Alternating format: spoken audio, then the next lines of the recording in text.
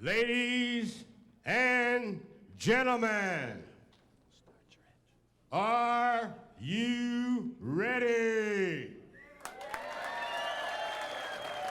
Let's get ready to rumble. Welcome back to the 35th edition of the U.S. Open 9-Ball Championships. This is day number 7. 256 of the world's greatest players started. We have 2 left in the tournament. This is a single race to 13 games, must win by 2. Our first gentleman is coming from the one-loss side. Sponsored by the Seminole Tribe of Florida. Player representative for Woodpecker Q's. House pro at Capone's in Spring Hill, Florida. Ladies and gentlemen, former U.S. Open 9-Ball champion, please welcome from West Jefferson, Ohio, Mr. Corey Deuel. Corey Deuel, yeah, thank you. And his opponent, player representative for Predator Q's, former World 10-Ball champion, former World Pool Masters champion. He resides in the UK. A warm welcome, please, for the undefeated Darren Appleton. Dynamite Darren, yeah. Gentlemen, you may lag for the first break. Officiating will be Ken Schumann. And in the booth, Billy and Incardona, Danny DiLiberto, Jimmy Wych, take it away. Come on, one more time. Let's hear it for him. Thank you. Dynamite Darren Appleton up against the Prince of Pool, Corey Deuel. 256 players whittled down to the last 2. If there's an edge, psychologically speaking, it may fall to Appleton. He beat Deuel 11-8 in the preliminaries leading up to this final, but that counts for nothing now. Corey Deuel is in great form. Darren knows it. Deuel took out Mika Immonen 11-3 in the semifinal. That's what Darren Appleton has to compete against. He's like a bulldog, and Billy, Danny, we got the best seat in the house. Let's hear who you guys like. Are you talking to me? You're talking to both of talking us, to Billy. me? He said you guys. That means Are you two talking of to me? us. I guess you're talking to me. I'm the only one here. He's going to do a Robert De Niro act now. No, I'll tell you who I like. I like Darren Appleton. And the reason I like Appleton is because he's the only one who hasn't been beaten in this tournament, and he had the benefit of resting while Corey Deuel was out there battling with Mika Immonen. And you know, and I think that it's kind of like taxing on a player to continue to play and play without getting a period to rest. And that's really the reason I like Appleton. I think he's the more rested of the 2. I think he'll deal with the pressures a little bit better. Well, very logical stuff, Billy. Very logical. I happen to like Corey Deuel only because you like the other side. That was my only way to make a choice here, Billy. We might as well stay contrary. Well, the people out there love us to be contrary. we wouldn't have it any other way. We wouldn't, no. Well, one's a hitter, one's a finesse player. Appleton owns 2 world titles, the World Masters, Whirlpool Masters Championship, the World 10-Ball Championship. Deuel doesn't own any world titles, but I'll tell you one thing. He's got the U.S. Open title back in 2001, and will that experience count for anything in this final? He's been here before. It's 9 years ago, so I don't think we could use that for experience because he's had many years of dryness, but lately he's playing like the old Corey. That's why I'm picking him. He feels like winning.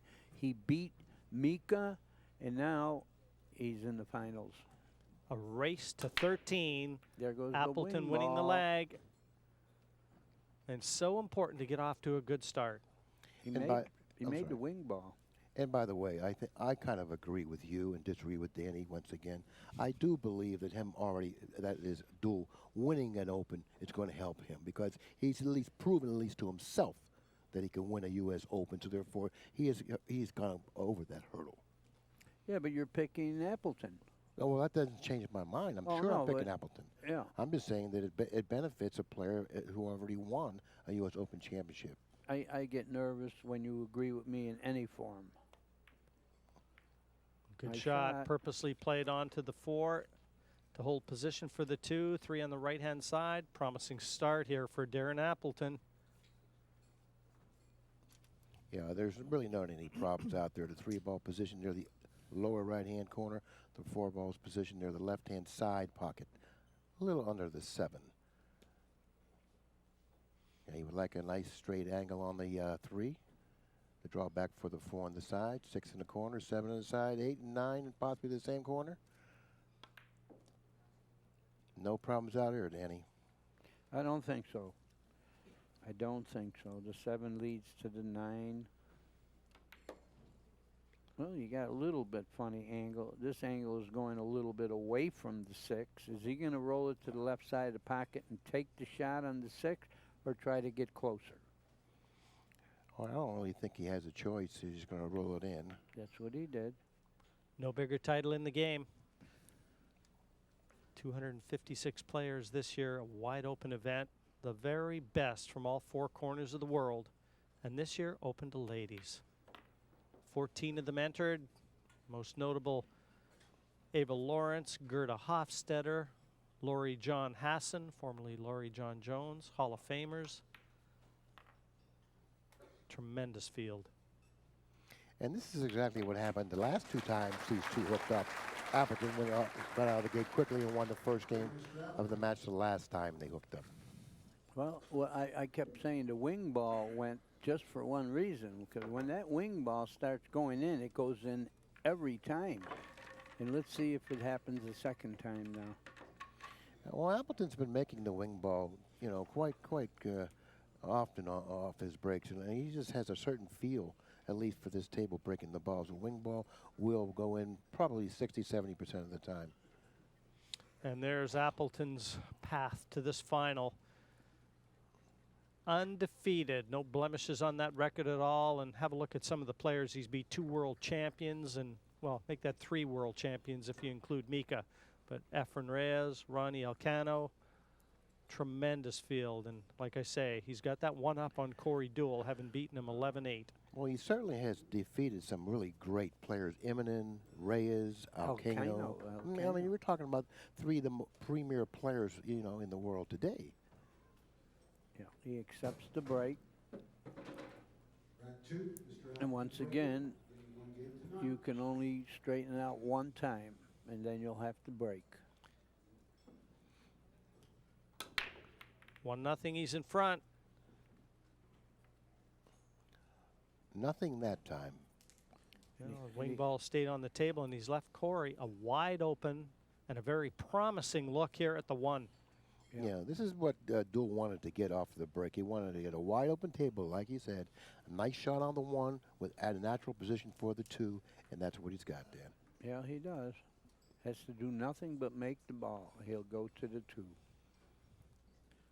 I had a quick chat with Corey Deuel following his big win, 11-3 over Mika Immonen, and I alluded to the fact that this new ruling that has been brought into effect today, where you've got to win by 2 racks, well, he would have lost to Warren Kiamko 11-10 if not for that ruling. Ended up winning the match 14-12, then went on to beat Mika Immonen. And so if you believe in fate.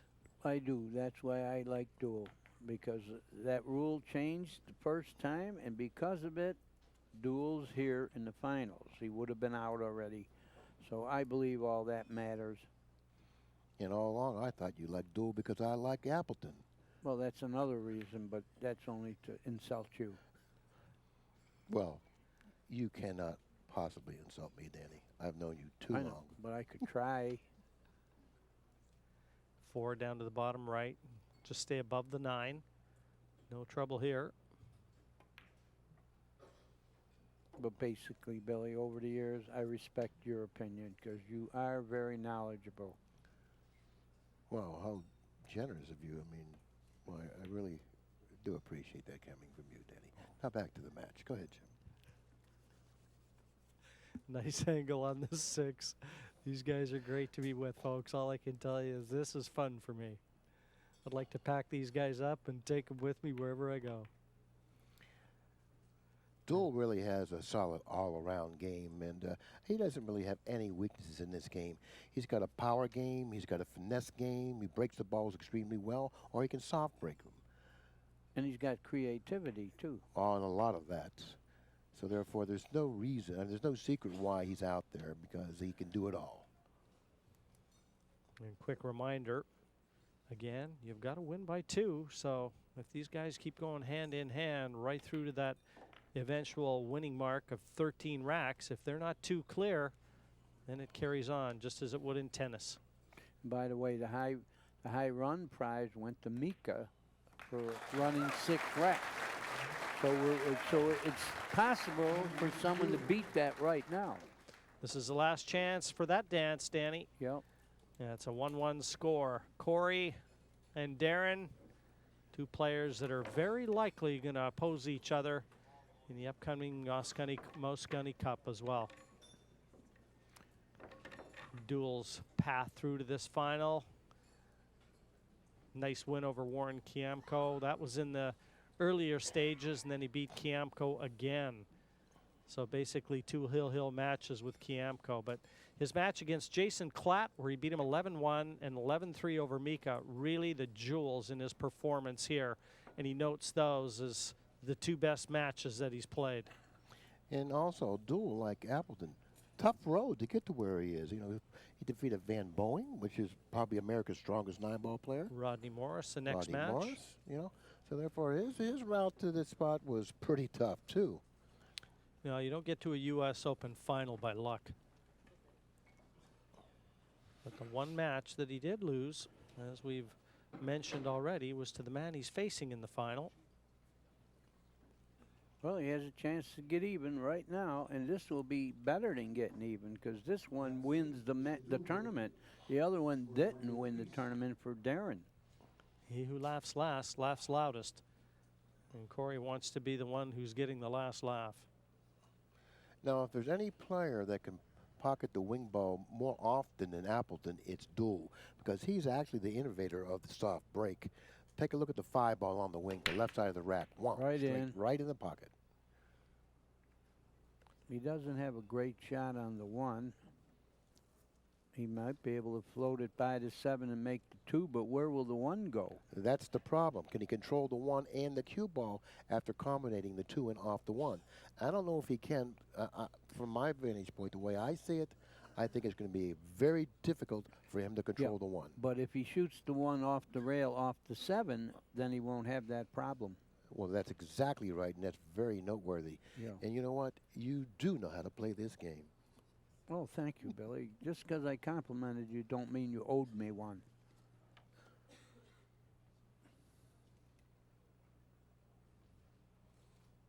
Yeah, that's the only way he could be secure about having the 1. And that's exactly what he's done.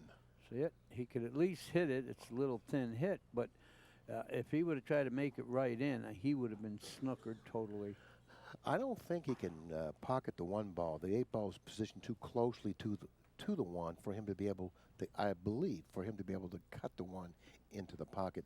So he's going to probably have to play some sort of a safety. He's taking a long, hard look at it to determine whether or not he can make it or not.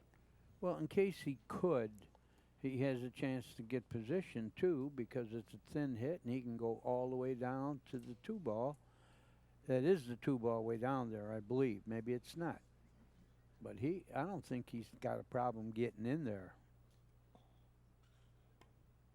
He cut the 1 in first. He sure did. So that must be the 6 down. I can't tell. The 5 ball is positioned near the pocket, and the 6 is adjacent to the 5. Okay, so he's got the 3 then. But the problem is the 7 ball. The 7 ball is to the right of the 9 ball. Mm-hmm. And that's going to be a very difficult ball to fall on.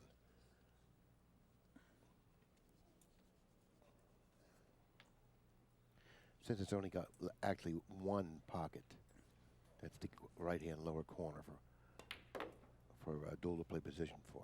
Well, he's going to be close enough to the 6 to go just about anywhere he wants to. So I think if he goes forward a little bit, he's going to have a 1 rail angle to at least go on a cut for the 7, and he would want to hit the 9 off the rail, so he has the 8. That's exactly where he's gone and where you said he'll go forward a little bit. He'll probably just draw the cue ball. Now, this requires a pretty good feel and good speed. This is a tough shot to execute well. Mostly because if you play to get to that 7, you're also playing close to snookering yourself with the 9. But he went right in the pocket, so forget about that. Yeah, we can forget about that. There's no problems now. I don't know what he was thinking of. Probably going to play the 9. Yeah, it looked like he was playing position for the combination. I think the billiard, if he was going to play the 9, I think the billiard was a better shot than the combination. Mostly because he could have banked the 7 all the way to the end rail and played the billiard. But anyway, he gave Darren a gift. Unforced error, and not the sort of shot that you saw Corey playing in his semifinal match against Mika Immonen. This 9 for a 2-1 lead to Darren Appleton, and gratefully accepted that gift. He's got the break in rack 4. I thought from the position that he was in on the 6 that he could have hit it with a low ball and pulled it back for a position on the 7 in the lower right-hand corner. For the people out there that have a tape, you can go back, take a look what I'm talking about. I think he could have done that, but I'm going to have to give him the benefit of the doubt. He was the player at the table. He had a much better feel of that shot than we do up here in the booth. You know something, Billy? I've got a feeling he left himself too much angle from the 4. I think did. he was a bit careless with the 4. I thought he did go too far. I wanted him to have an angle to go 1 rail to the 7 to his left-hand corner. He didn't get that. He got a little bit off that, and he decided to play the combination, and he went right in the pocket. Little shake of the head there from Corey, and you know he's got to live in the present. And as close as he was to the 4, or the 5, I should say, you would have thought that he would have ended up really where he wanted to on the 6. Yeah. However, he's got to forget that inning now, and next inning he's got to make believe that never happened. That's what he has to do. Hopefully, he won't get punished badly for that. But he already blew 1 game because of it. And Darren has been making balls on the break, so it's not over yet. The punishment might continue. Rack number 4. What happened? Yeah, the 2's not in the back. Oh, Ken yes, Shulman yes, just yes. had to stop him there. Darren's laughing, but that 2 has to be racked at the back end. Yeah, Billy, you weren't at the meeting, and that was one of the rules. 1 in the front, 9 in the middle, 2 in the end. Everything else can be anywhere they want it. He caught it in time. Yeah, Darren can smile about it. He's the one that, I hope he likes the rack now after that.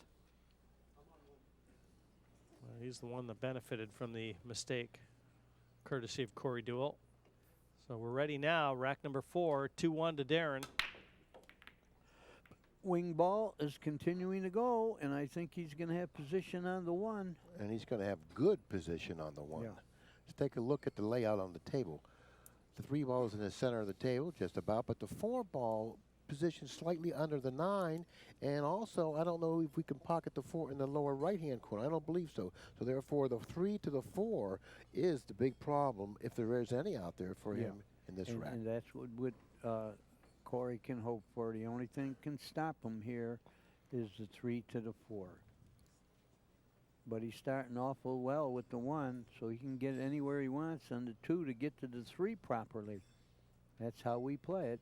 He's playing position for the 1, but basically he's playing position for the 3. Okay, the angle that I would like to end up on the 3 ball is right here with the cue ball. So if he plays the 1 in and gets an angle on the 2 for the cue ball to end up right there, that's the angle that I would play for on the 3. Well, I don't know if he has a natural angle to float down there. Let's see what he does. yeah, he has an angle. No, he's playing to get straight in on the 3. Well, he didn't I don't quite- think he's got straight in on the 3. No, he got just that little off angle. He can go forward all right. I don't even think he's going to, you know, he may be able to go forward and hit the 9 right on the nose, and that would help him. That's why I preferred anywhere in that area there, possibly this area here. But that's not what happened. He had to get straight on the 3 or a slight angle cutting the 3 to his left. He got on the wrong side of the 3. I think the angle he's got, he can roll and hit the 9 right on the nose. Either the 9 or the 4. Well, if he hits the 4, that's not going to be as effective. Let's see what he does. He hit the 4, but like I said, it won't be as effective. He's got a cut on it, but, you know, it was bad position on the 3 that put him here.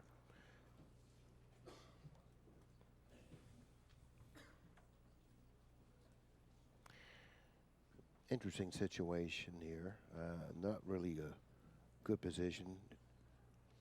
I was thinking that he could like tickle the 4 ball, hitting it very thinly, getting not much movement from the 4, sending the cue ball up table. Yeah. Possibly behind that 5. Ducking behind the 5, yes. Possibly, yes. Certainly the 5 should stay behind the 9. That might be what he's looking at now, Bill.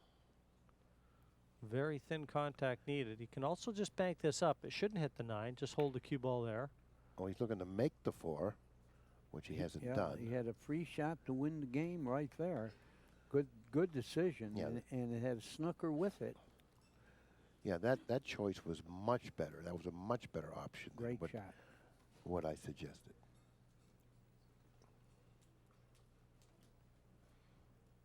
You saw Corey play a jump shot against Mika Immonen where he was in all kinds of trouble and he snapped the one down the left-hand cushion, and that shot really turned the whole match around in that semifinal. Deuel very adept at jumping. I think Darren's left him a little too close to the 9 here for him to get the short cue out. But you can bet that Darren Appleton will be well aware of the prowess that Deuel possesses with the jump cue. Yeah, that's another valid point, Jim. And when I try to explain all the different skills that he has, I neglected to mention that he was very proficient with the jump cue. I mean, he really handles it well.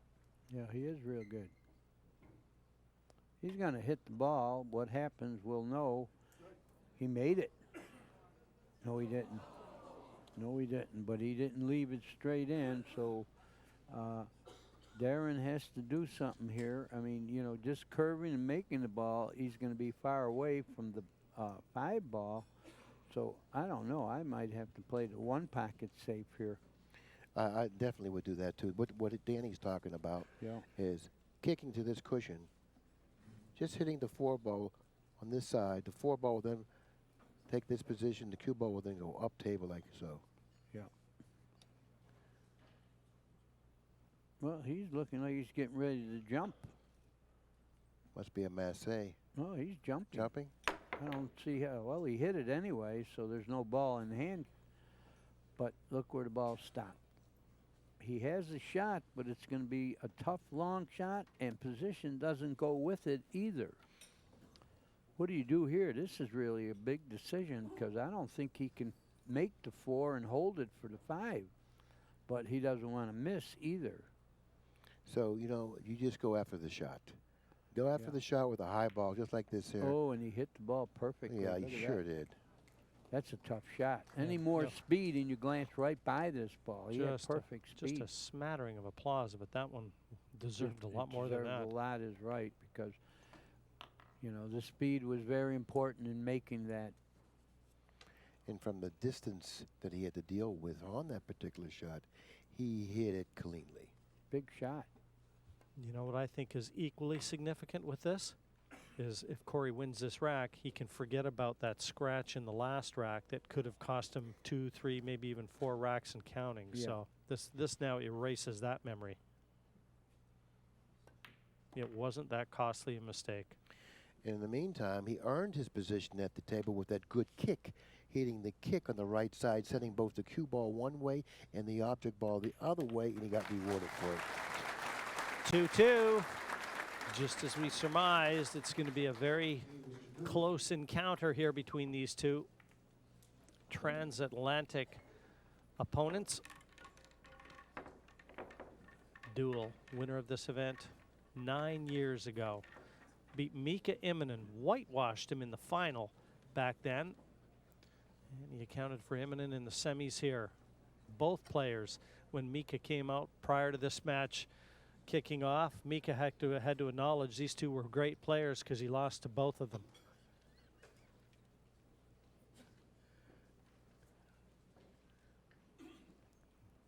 Yeah, I remember the situation. You did get the names in reverse, Jimmy, but he No, did. I'm sorry, when Corey won in 2001, he whitewashed He Mika. whitewashed Mika. Isn't that what I said? No? Well, Oh, sorry, Danny. I may have said the opposite. but No, it's Corey. no big But deal. it's what you mean. It's really I know counts. what I. Never mind what I say. It's what I mean. Hey, That's right. 8 million people out on the internet knew what you meant. I'm sure. I wouldn't. I know one thing. I wouldn't be heaping praises on Corey and then talking about how he got whitewashed. But what I Yeah, said right. after Common that, sense tells you what he hey, meant. Mika couldn't make a ball. He couldn't That run out looked like with a ball in totally hand from different the player. 6. From when And- we saw him the night before, Danny, didn't he look like a different player? Yeah, he did. But anyway, he got whitewashed. I said, how in the world is he going to ever live this down? He got blanked in the finals of a big tournament. I said, it's going to be a while to come back. And he won the very next tournament. Yes. So that's testament of what a champion he really is. Rack number 5. Corey Deuel.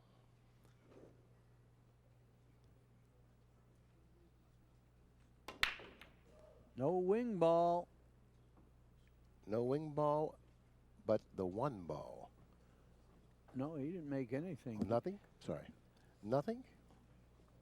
He made nothing. And he left a little shot on the 1. I mean, it's not a hanger, but position may be a little difficult. Can he go 3 rails in between everything? No, he's going to play a dirty shot. Snooker. Now, I like freezing the guy perpendicular on a shot like that because that takes away the kick. Now, it might not mean anything, but it could. First He- thing Darren looked at when he rolled up to the Yeah. 4 ball there is he wanted to make sure he had taken that side cushion away, and I don't know whether he has. He didn't. He Well, definitely didn't. He may have taken a portion of it away enough to where he has to spin the ball now. I don't think so. I think he's got a direct hit without spinning. And he might make this, or he's at least going to hit it. He's going to go 2 cushions now. That's better be the Yeah. way to play this. Yeah, he pinched it. He hit cushion and the ball. Right. And I don't think he likes it too much. Appleton looking to see if the 2 ball can pass the 8 into the upper left-hand corner. The angle that he's offered here is that's natural position for that pocket if it's available. If it's not available, he can take a shot at going 3 rails to the 2 in the side that he's shooting the 1 in right now. If 2 doesn't pass, let's see what he does. I think he was aiming at that. No, I don't know. He got on the 50-yard line here. Even if the 2 passes, he's going to have trouble getting to that 3. He sure is. He's got an awfully awkward angle on the 2. Let's take a look at the possibilities here. It looks like it's possible to shoot the 2 into the pocket. The cue ball will then go this way, and he's going to have to play some pretty accurate position because this ball here is a problem ball. Yeah. He snookered in part of this shot. Well, the 2 went all right. And he's going to get some kind of shot on the 3, 50-yard line, but He's a little light. I think he intended the 3, the right corner. Just didn't quite hit it with enough speed. Oh, he had a tough angle to negotiate there, Jim. he I sure mean, did. it was very difficult for him to really pinpoint his cue ball or even come in anywhere close to that. So therefore, he does have the ability to hit the 3. He still has control of the table. He needs to place a good safety from this position. Well, I think it's possible to cut it in also. He's close enough to hit the paint. He might play safe, but I think he can cut it in, and he thinks so too, I believe. It's the only thing is the cue ball's going to fly around everywhere. Yeah, I don't like that option. I think he should play a good safety here. Yeah, he has a pretty good safe. The safety that I see is he can bank the 3 ball this way. Then he can send the cue ball over here. He's got all these balls for protection. I think he can bank it. Just like yeah, that. that's what he Just did, like Billy. that. He's got all those balls for protection now. Boy, Billy, these guys are lucky you didn't play in this tournament. Well, I promised him I wouldn't play an event for another They all gave you for 200 another I 5 heard, years. to stay out of it. He's giving him a 5-year grace. Danny. That's it. That's it. You know, and when I'm 71, me and Mike Siegel will make our comeback strong. Well, anyway, Billy, besides being a blabbermouth, was the best 9-ball player in '72. He really was. Well, thank you, Danny. Yeah, you were. He had a pretty smooth. I was watching him hitting some balls the other. He didn't bring his cue here, you know, because he intended doing some shopping in Chesapeake, Danny. Yeah, he wanted to save money, he- so in case someone hustled him, he didn't have his cue to play. He was hitting some balls the other day. I was watching him on the practice table. He still looks pretty I smooth. brought my cue here because it was kind of like wishful thinking that whenever I got it out, I would be able to perform. Yeah. But when I got it out, I realized I shouldn't have brought it, okay? But So basically, it went back in the case, and that's where it You is. look pretty good to And me, it's the kid, I'll best tell thing. you. yeah, Billy was a real good 9-ball player, and he has a lot of knowledge about certain games. I will let him guess which ones. Oh, did he? Oh, look at this shot. Well, Except for the point, and it helped him. Come on, that is genius, really. Pretty special. He hit it with the correct speed, and he hit it confidently with the correct speed, knowing that he's going to hit the ball and come up with a pretty good safety, and he did. Danny and Billy, am I correct in saying he gave himself a chance to get lucky there? No, Right. no, No, no, no, no, no, no, no, no, no, no, no. No, yes, no. I like that wording. That's I like that wording. your snooker stuff is coming out now, okay? But the Oh, speed, no. the speed that he played at, he gave himself every chance to. You're right. Well, what To be able to Jimmy's snooker talking Darren about, back. what Jimmy's talking about, and I've used it many You times. give it to him, Danny. You let him know. Yeah, Oh, you- yeah, Danny. You have to be good enough to have a chance to get lucky. And he didn't play to hit the point. But I always say, whatever happens in a pool game, make believe you played it. And that's what he could do. You guys are losing me here with this conversation, okay? Well, I wish. let's get well, back to never let's get mind. back to common sense stuff here. Well, the truth of the matter is, we don't want to lose you because when we thought you were going, we missed you already. How about kicking that Well, in? no, these guys are just making this game look too easy. It's not that easy, you know. Now, here's a- Really? I mean, really, this game is not that easy. Oh, I didn't know it was. Well, Darren's looking at a shot here, and obviously the 4 goes to the bottom left corner, but I wonder if he might entertain trying to go at the 9 and lay the cue ball behind the 6. But that's Not a a bad viable idea. option. Not bad at Not all a for a bad snooker idea. player. Not Even a bad blind at all. squirrel, you know that story. Yeah, but I'll tell you, I wouldn't shoot right at the 9. I'd shoot rail first. You But know he what? did exactly what you said, Jimmy. Right, and he put more emphasis on the cue ball behind the 6 opposed to making the combination. That's a commonly made mistake that amateurs make, but he certainly isn't an amateur. You know, that was good thinking, and he may get rewarded. It looks like Corey has a 2-rail kick. I don't think he can go 1 rail at that ball. I think he's going to have to come with 2-rail kick. And that's Z exactly the stroke way. kick. Well, yeah. he looks like he's going long enough Yeah. now. I don't think he could. The 2-rail kick is the correct way, but you can't get too deeply behind the 4 because you may scratch. So therefore, he's got a 2-rail kick underneath, but not with the speed to scratch. So he wants to stick the cue ball where the 4 is, if he has the angle to do that. You had a glimpse of Darren Appleton there, sat in his chair. You'd never know. The score See- was 2-2. Looking see- at his face, he looks like he's 8-0 down. Yeah. Well, he's got his poker face on, but he did show emotion when he won that match with Mika.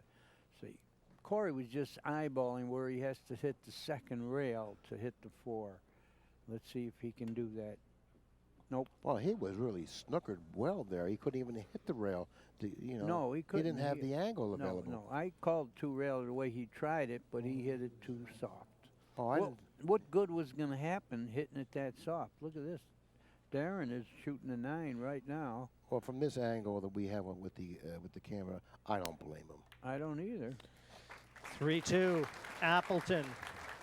5 frames in the books here, and they're just seesawing back and forth. And Darren will break in rack number 6. You know, so far in this match, up to this point, I think we've seen some really, really good play. A lot of good safeties, a lot of nice kicks, and I think both of these players are quite comfortable and really are showing us some pretty good pool. Corey yawning there. Not the time to start think about taking a nap. But it's got to tell you that he's got to be pretty comfortable, pretty much at ease. Darren's still looking very intense, and I've seen that look before with him. Like he is all business out there. Well, he certainly is, and that's exactly the way he impresses me, as a very intense player that really tries hard. You know, he's a worker at the table. He tries hard, you know, and he takes it very serious. Ken Schulman overseeing the final.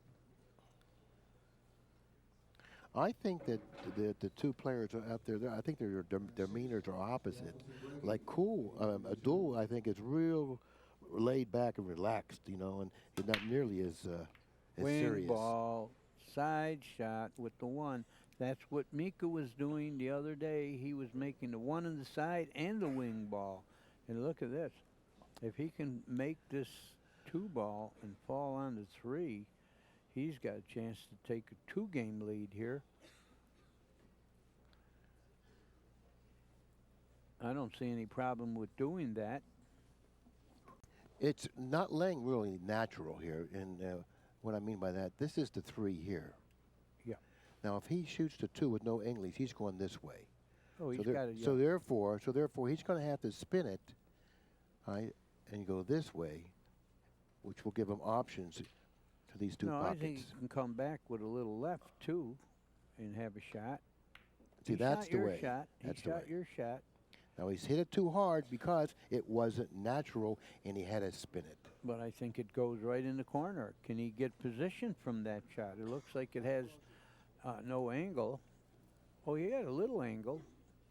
I think it goes by the 8. You know, what I see here is, if it does go by the 8, that's good. But if he shoots it down this way and tries to reposition the cue ball over here behind the 4, it's not easy. But of course, he's not in he's not in a real good situation. So he's going to have to do something special. Well, he's going to have to cut the 3 a little bit to start with. See, he has a little space where he can cut that 3, but can he control it for position on the 4? That's the whole big problem here. He's looking hard. I think it goes by. Well, if it goes by, and he's not going to be able to get reposition the cue ball on the right side, the 4. He might be able to hit the 4. Oh, he's playing it safe. I don't think so. He was overcutting it. Yeah. I could tell from here he was overcutting it, I think. I mean, but can Corey Deuel make the 3 right in that pocket? It's sticking out a little bit. Is it sticking out full enough? Because if it is, he's got the angle to go to the 4. Corey is acting like he could. He's asking for the bridge. I think he can make this ball and go to the 4. I don't know if he can. It looks like it's pretty thin. It might be fuller than you think, Billy. I'd have to bet he's going to make it. Yep. And he went right to the 4. But it is tough up here, the angle and everything. I just allowed for that, and I felt like he could make it. And the rest of this is no trick. The 7 to the 8, you know, it's to connect the dots kind of thing. Stick. He'll roll forward a little bit, but just to get the angle on the 8 to go 1 rail to the 9, playing them both in the same corner pocket. That's what he wanted, and he got it. 1 rail to the 9, but he'll go to the 2nd rail too, I believe. Yeah, I like that much better, going to the 2nd rail. You can shoot a little harder. Yeah, absolutely. Much better control that way.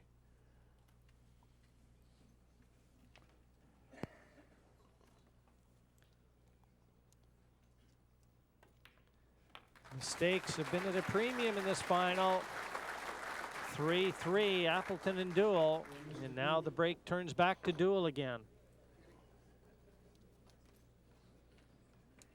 No fireworks yet, gentlemen. I still get the feeling that they're exchanging body blows and feeling each other out. Yep.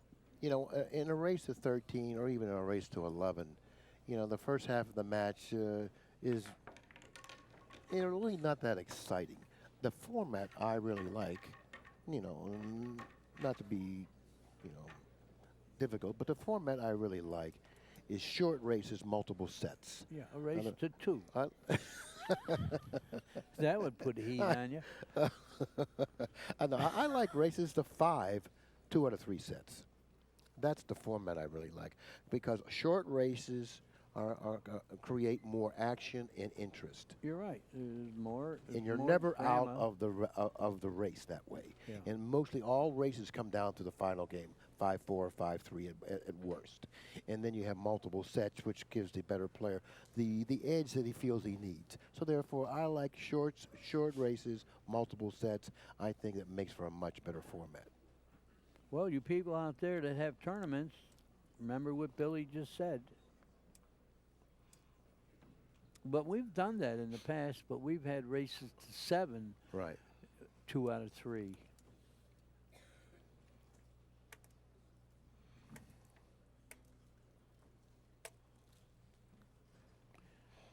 Well, Tie ball obviously game. still having problems with the rack. The matches in lead up to this final, Mika and Darren Appleton, the match for the hot seat, it seemed like they were having problems with the rack, and even Corey Deuel playing Mika in the semifinal after Darren had beat him. There were issues with the rack, and still it persists. I think it's just gotten to a point where the cloth has gotten worn and a lot of the balls are sinking in. These players, they also, especially in a final, you know, there's a lot of money at stake. $40,000 up top to the winner, $15,000 to second place. Big disparity between first and second. You know they want these balls perfect when they're racked. Yeah. Well, they just don't want to give the other player an edge that he's not really entitled to, you know. And why should the balls be racked in favor of one player and not the other? So it's up to the players to, you know, to monitor that, if you will. Just the play drags a bit, though, Billy, when you know, everything is happening like this, and you know, the balls aren't racking well. The player could get knocked out of rhythm. But the score 3-3 again, reminded to us by Kenny Schumann. And wing ball down. And position on the 1. 3 balls positioned on the rail, diamond and a quarter off of the side, away from the side pocket. I believe is that the 3 ball or Yes. the 5 ball? That's the 3 over near the rail. That's the 3 ball. And he can shoot the 1 in and draw 1 rail and get to that 3, and then look where the 4 is. You can hit this on the full side and take the cut on the 3. Yeah, he'll spin this in. Perfect. Now the 4 chasing to the Automatic. 3, the 5 underneath the 4, but the 7 blocks the pocket for the 5. Well, But- maybe he'll get that angle you were calling for a couple games ago, Right. and then he can play the 5 in the right-hand corner where he's playing the 3. Exactly. So he has to come back a little bit to get that angle. He did it nicely. He's He got sure the did. angle. That's a nice stroke. He's got really a nice stroke and controls that cue ball extremely well with that type of a shot. Corey's in gear right now. He maybe got a little too much angle, but I don't think that's going to hurt him. But he's got such a soft touch. I don't think he'll have a problem with this. He's never Roll been it in in. front in this match. Oh, he doesn't like the angle exactly. He got a little bit too thin on it. I think he can roll it through the right side of the pocket like he did, and he's okay now because he needed, well, he's all right. The 7's hanging. You're going to get position for that. Yeah, but he really doesn't want to shoot a real long shot on the 7, considering the position of the 8 way at the other end of the table. I don't think he has a choice right now. I don't see how he can get real close to the 7. He doesn't want to hit the 8. Well, he didn't scratch in the side. Did he get any angle? No, he got pretty straight in. I don't know if he can reach this real well to come with a power stroke. He needs to draw this ball all the way back to the 8. Can he reach it? No, he doesn't like it. That's a very interesting point you just brought up there. Can Yeah. he reach it to put a, you know, a good power stroke into the shot. Yeah. I doubt it. And with the bridge, he's going to have his hands full getting that cue ball back. Yeah. He's gonna.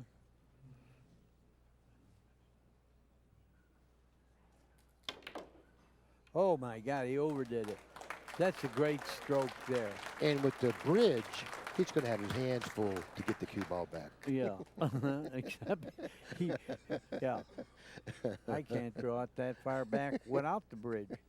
But he got a good angle on the 8 now to get to the 9.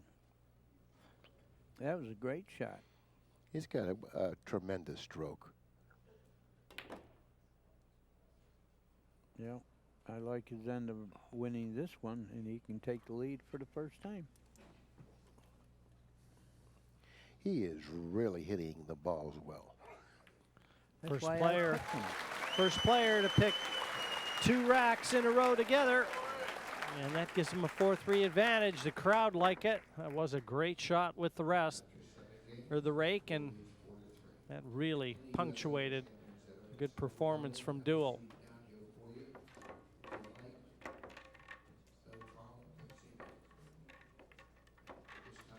He's a very confident player at this point.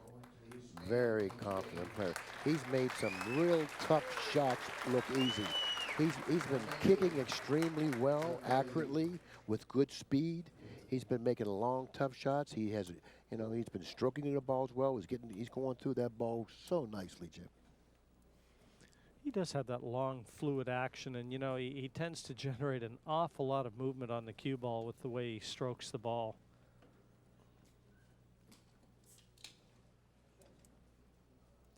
Sponsored by the Seminole Indians. He comes to Hollywood area a lot, you know, and stays at the Hard Rock. Well, this is it. His one chance to correct whatever he thinks is wrong.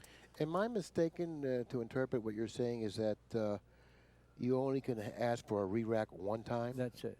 Once Kenny walks away from this, Corey has to accept the break. But he'll still go check it. He will, for some reason. I And don't when know was why. this rule implemented into this format? When did they do this? At the it's- meeting? But it certainly wasn't there when Mickey was playing, because Mickey made him re-rack the balls 4 or 5 times. I don't think so. I think that might have helped decide that I don't particular know. I don't rule. remember that part, Billy. That's why I was kind of you know, curious on when it was implemented, because well- it certainly wasn't in effect in that match. Yeah. I don't believe that, but anyway. Well, I watched it. you know, right? Well, you were here with me, remember? I don't.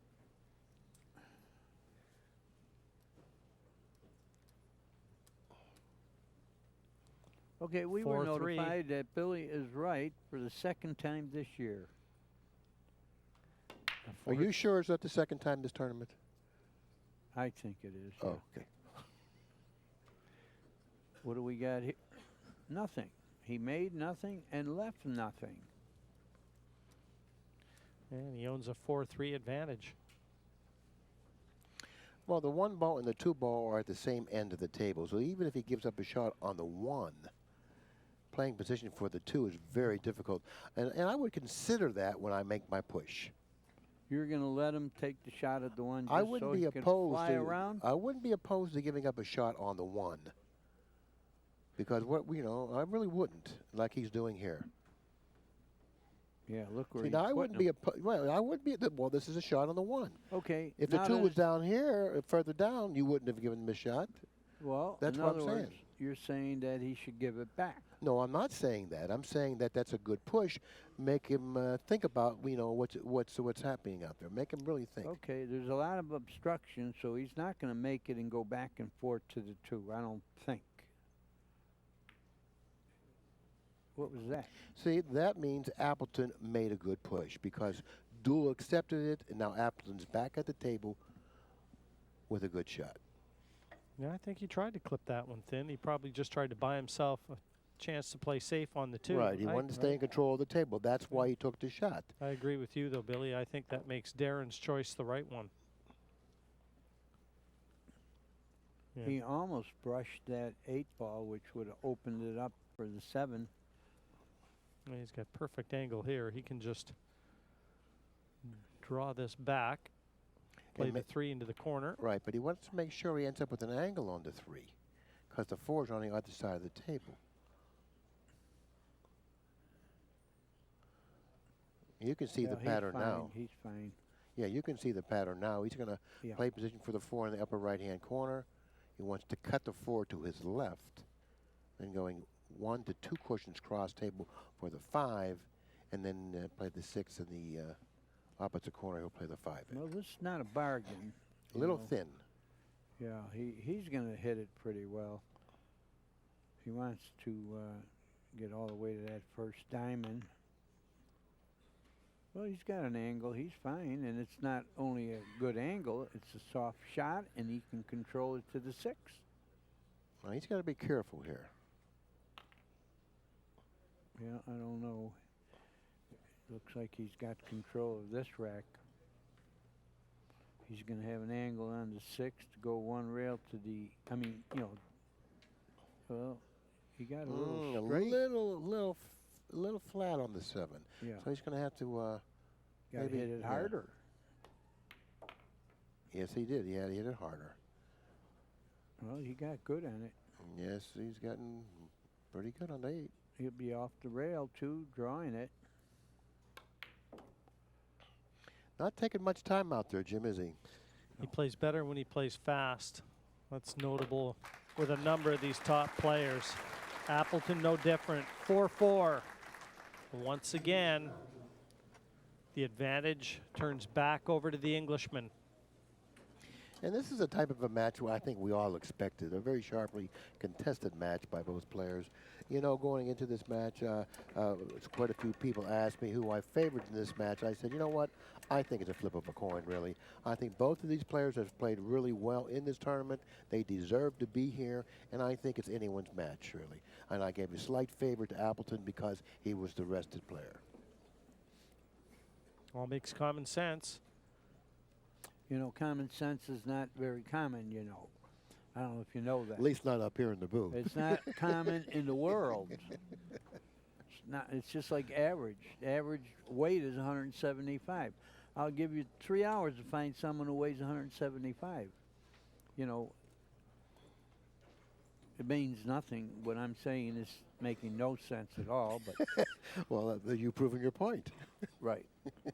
I got to say something while they're looking at this rack.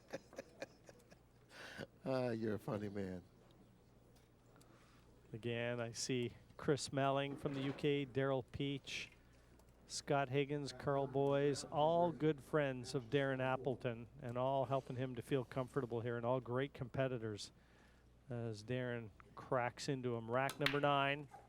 Wing ball flew in. I don't think the 1's going to go far enough for him, though. He's going to have a bank. He does have a bank on this one. And it's a type of a bank, Danny, that really induces you into shooting it. You know, well, it looks like it's a straight-in bank. The 2 balls positioned to the right. It's not natural position on the 2, but it's a straight-in bank, so it's very workable. I don't agree. I don't think it's straight in. I think it has just enough angle to float forward for the 2 in that corner pocket where the cue ball is. Let's see if it's true, if he even shoots it. You know, it's a type of a bank you really want to shoot. You know, I mean, you can play a safety, but you know what? The bank is so enticing. It lures you into saying, I like this shot. Well, if it is straight in, he's got to draw the ball back for the 2.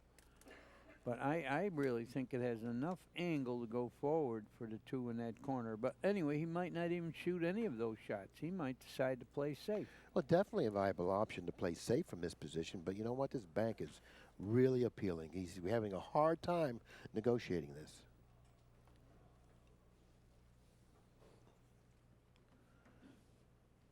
Big shot right here. You don't want to make a mistake because he does have a safety available. Well, you don't want to make a mistake because there's no problem running the remaining balls. He's going to play safe. Yep. Oh, no, he played the 1 on the side. And it went right in, and he's got an angle on the 2 to go to the. He can do anything he wants here. just make the 2. Roll straight through for the 4 to the same pocket. Yeah. Just make the ball. Well, basically, that shot on the 1 has just carved the opening in this rack. Yeah, we're all talking banks, and he shot it right in. Well, I thought that, I didn't even think that was an option because of the angle that he had on the 1. I thought the pocket was just too small for that to be an option, but evidently I was wrong. He pocketed it very cleanly. Oh, it was small, but he's playing so well that it didn't bother him. Looks like he's got a good chance to run out again here, take the lead back.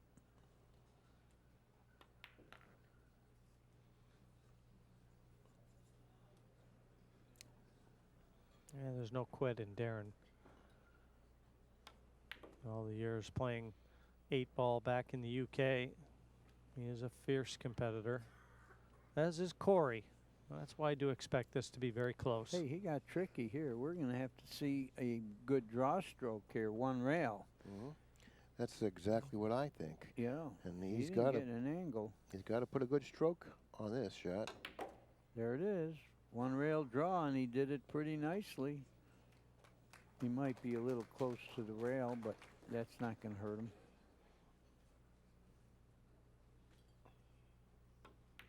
Well done. Well, surprise, surprise. It's Darren's turn to take the lead. 5-4 to Appleton.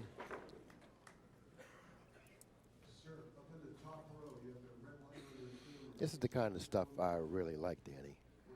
You know, I'm back glad, and Billy. forth, back and forth, back and forth. You know, who's going to bend? Who's going to really? I'm glad Float. you like it, Billy, because I want to see you happy. Well, thank you. I mean, Timeout. We got a timeout. We're going away. Okay, everybody would apologize.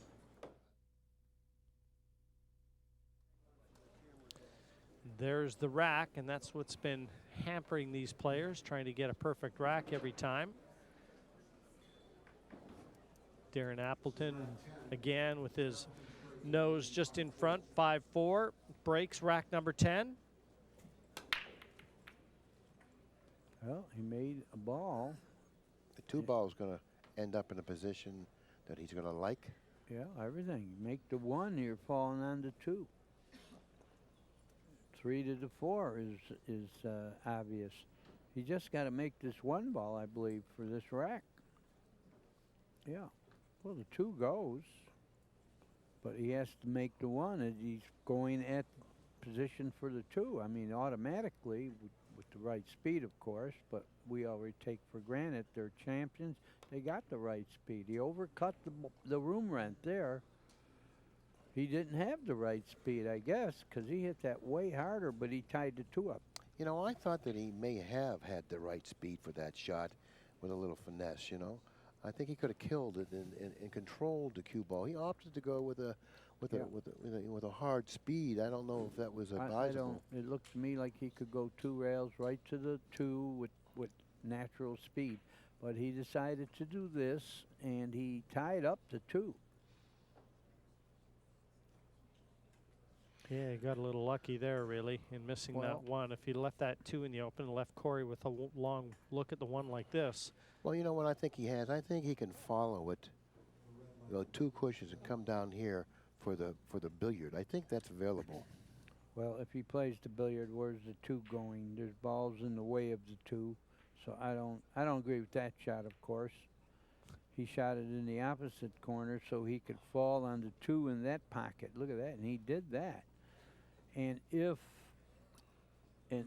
Darren could miss the 7 shooting the 1, he can go to that path also, because that's the natural path the cue ball is going, right towards where it is right now, if he can miss the 7. Right, and I don't know if he could miss the 7. Looks like he might be able to, though. It's going to be close. It's a 10 hit. I think he could. Yeah, I guess he could, and he's going to fall pretty good even if he hits the 8. That's a good shot, except now it's going to be a little tricky going to the 3 ball. It's going to be really tricky. He's going to have to draw the cue ball here, and in drawing the cue ball, I don't know if anything good can really happen for him. I don't either. I think you might have to consider playing the safety. I do too. And the safety, obviously, that I would play would probably be reposition the cue ball back here. Oh, you could even put it closer onto that 5 ball. I mean, you could almost freeze him on the 5 ball and go to the rail with the 2. That'll take care of. Well, you know what can badly happen? He can leave the 2 and a kick where the guy might have the 9. So he's got to think of that too. Right. By rolling onto the 5, you leave your opponent a better chance of of doing something good for him. So by putting him behind the 8, if you can do that, you really lock him up, just like this here. Yeah, he you did. really lock him up now. He did it. Very good shot. And a tough ball to hit because he doesn't have a 1 rail kick and the 2 rail kick. I think the 7 is in the way. Yeah, he's got some problems now. I mean, he's got 2 interfering balls with the 7. Yeah, he has a problem here. Mm-hmm. I wonder if he's going in behind the 7. Is the 2 cushions available? No, it goes I short. don't think so. No, if he misses the 7 after the 2nd rail, he's going to miss the 2 on the bottom side. I mean, he may have. Yeah, he's looking at your shot, Jim. I don't know. I agree with Danny. I think it's too short. He may have this kick here. Yeah, that's what he has. It may have that kick. I think that's the only kick he has. And possibly he may be able to shorten it up or something and maybe go like that there. He might be able to draw it 1 Okay, rail. but the 2 rail kick, I don't know. If he's able to go 2 cushions around the 7 and contact the 2, I think he's really doing it. I don't think it's there. It's tough to tell on the I angle. don't think He it's had a there. look at it. I don't He's believe looking at it that's again. there. But you know what? I don't know whether it is or whether it isn't. I don't think so. I think the 7's directly in the path if he goes 2 rails. I think it is too. I think the simple fact that he's hesitating with it, the angle he's looking at. I suggested it because sometimes our camera perspective doesn't give you the accurate angle. Well, And that 7 is quite a ways off that top cushion. Plenty of room to go in behind it. And something, Billy, I like your first shot. I like the 2 cushion escape off the bottom cushion as we look because you can play that at speed. I like his second choice. I think you can stiffen it by hitting it to the left of the side pocket with a low ball. I think that's his best chance to hit this too. Well, now what we're looking at here looks to be a jump kick. Yeah, all of us came with all these shots, but none of us came with a jump. What's he going to do, go over everything? No, Jim, he said he was going to jump kick, which I think is what he's going to do. What he's going to do is he's going to try to jump the 8, hit the rail down here and bend it in toward the 2. Oh, I don't know. Well, he wasn't trying to jump over both balls. Well, he was trying to do something, and he wound up hitting Ken Shulman in the foot. Ball in hand. That should cost Corey the rack. That was just how good that safety was from Darren Appleton. When these guys don't have an escape route, it's a good safety. He didn't have one. He was trying to go over all the balls, which is always tough. I mean, Deuel is playing very solidly, but Appleton, he's playing extremely well himself, and he's locking Deuel up every opportunity he gets when he doesn't have anything. Yep. We can very well say that Appleton is outplaying Deuel and outthinking Deuel. I wouldn't say he's really outplaying him. I just think that he's had the opportunities to put Deuel in a lot of trouble, and he's been taking advantage of them. I think both players are playing really well.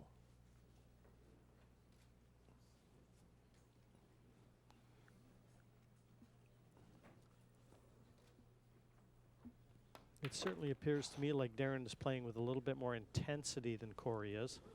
That was a pretty good stroke right there. But he got a little bit of the wrong angle on the 8, so I don't think he can draw the ball, and he may not have enough angle to go 2 rails. Oh, we got the 6, okay. Or whatever that is, the 7. Okay, I had the wrong order of the situation. Looks like he's a little awkward on the 8 here. Yeah, he got straight. Got a little careless there. He got the deadly straight in angle. Now what do you do? It looks like he's got a problem here. Well, if it's a big problem, he has rail first, but he's going to go 2 rails maybe. No, he's going to play it in the other pocket. And he got a little thin. He got a little thinner than he wanted to, but if he tried to get straight in, he would have been in danger of making the cue ball, too. He's got a pretty good shot. That proves it right there. Good shot, good recovery, and with it comes a 2-rack advantage. 6-4, Dynamite Darren Appleton. He's won the last 3 in a row. See, really, Deuel hasn't done anything wrong in this match. It's just the fact that Appleton has had more opportunities, you know, to do something with, and it's showing in the score. Because Deuel, if you go back through this match, you can see he's playing solid. He is, and he is getting the opportunities to put Corey in traps, and he's doing it. Right. Yeah, he's playing extremely well, and you know sometimes you watch a match where both players are playing extremely well, but one player just the recipient of more opportunities than the other, and that's why that player goes on and win the match.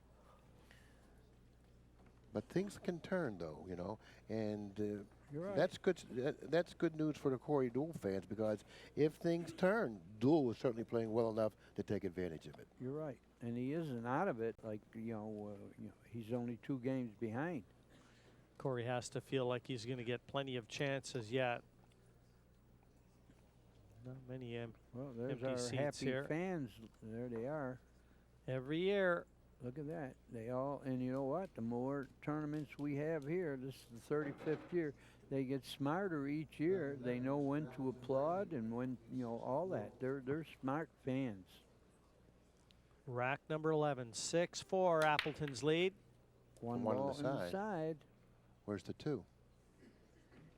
Well, he can hit the 2. I don't know if he can make it anywhere. I don't think so.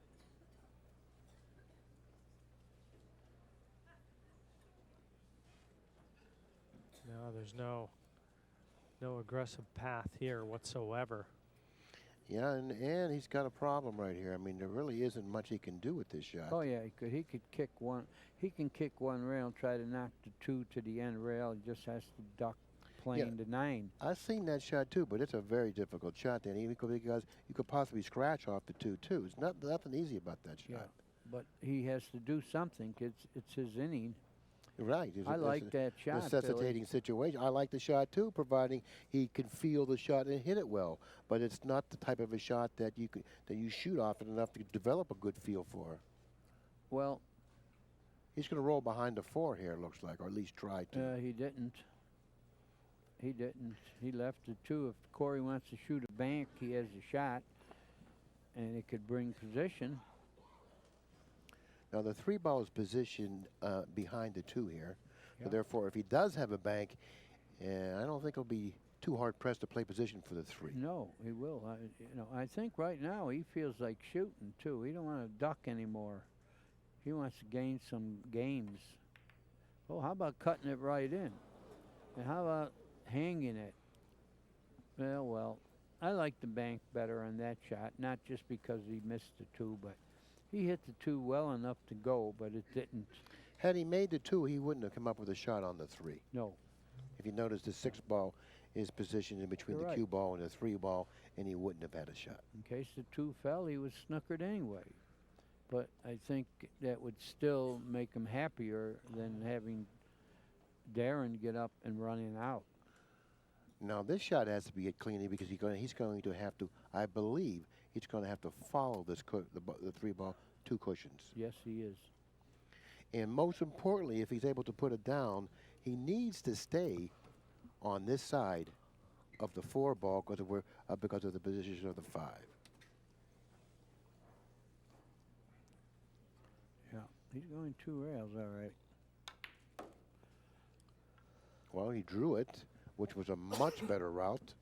Oh yeah, look at that. He's got the 4 in the side, and it brings position to the 5.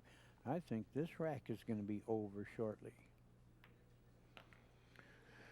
And all of a sudden, we might be looking at a 3-game deficit here. Yeah, and one player starting to get a little quicker around the table.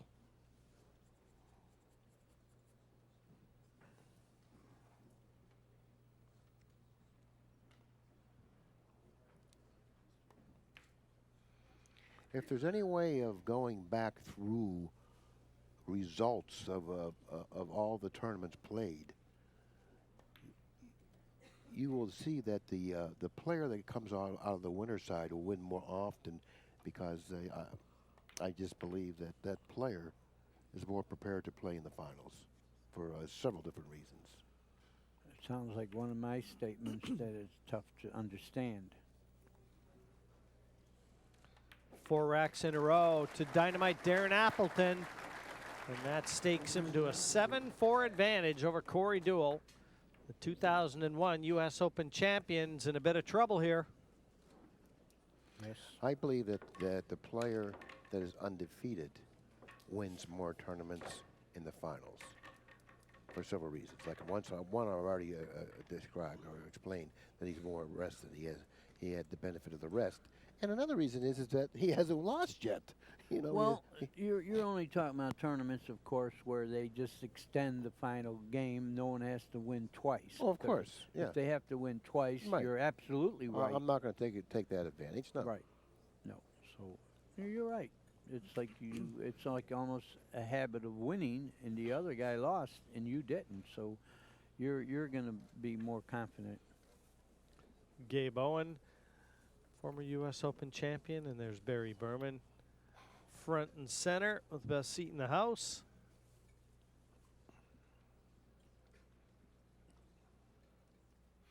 He doesn't look too intense now. He looks more relaxed now, doesn't he?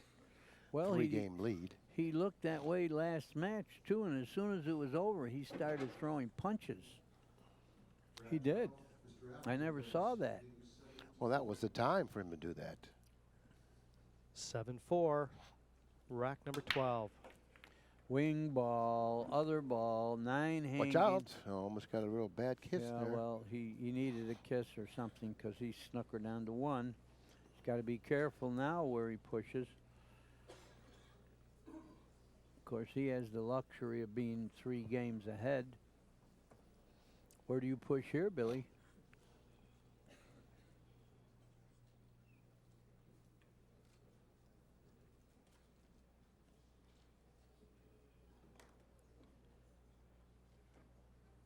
Well, he doesn't want to push to an area where he's going to force Corey to put him back in, because then obviously the safety just becomes too tough. But Yeah, I think you're right, Jim.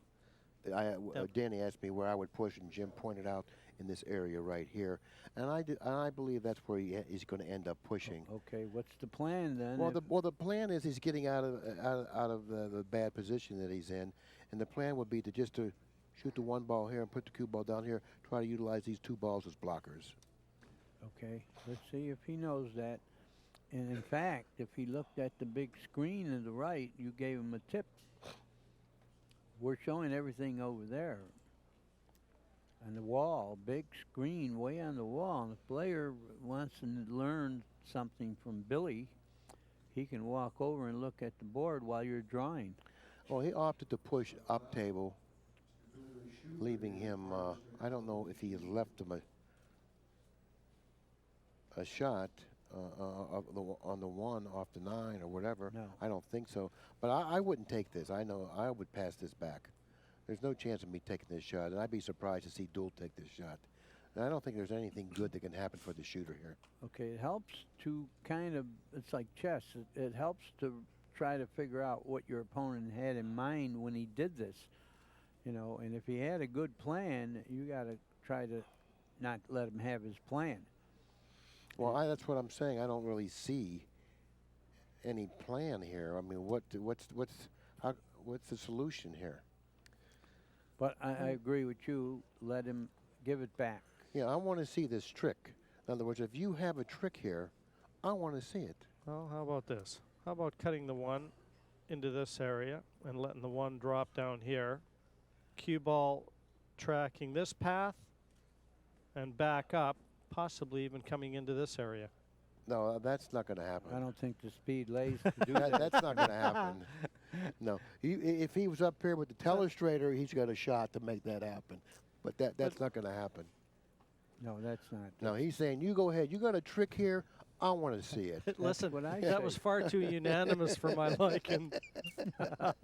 Yeah, and I like to see what he has in his plans because he certainly fooled me as well.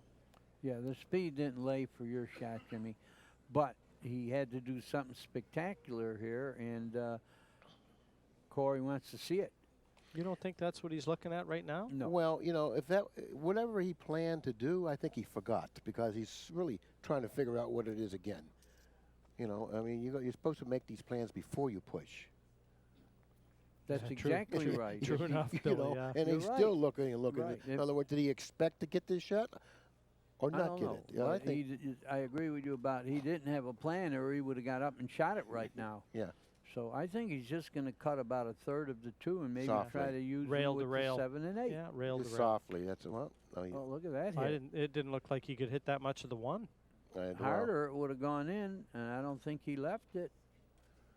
It's Did close. he leave a window? It's very close. They're both looking intently.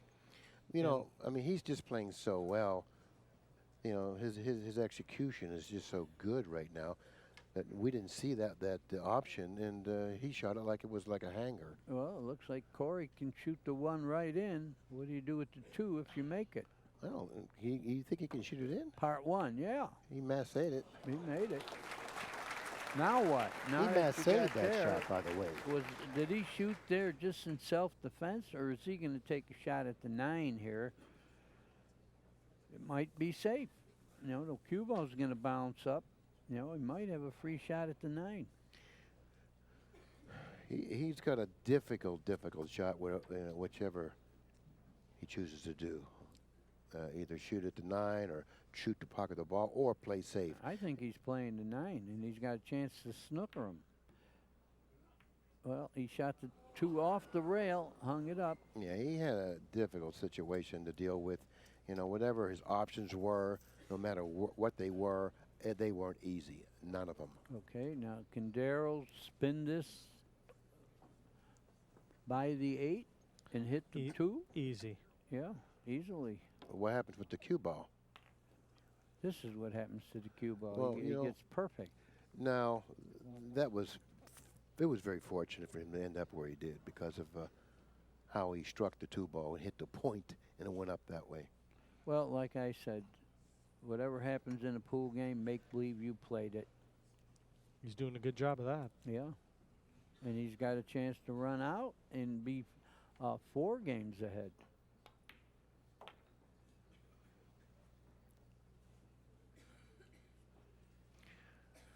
Well, Deuel made the mistake by missing the 1 ball.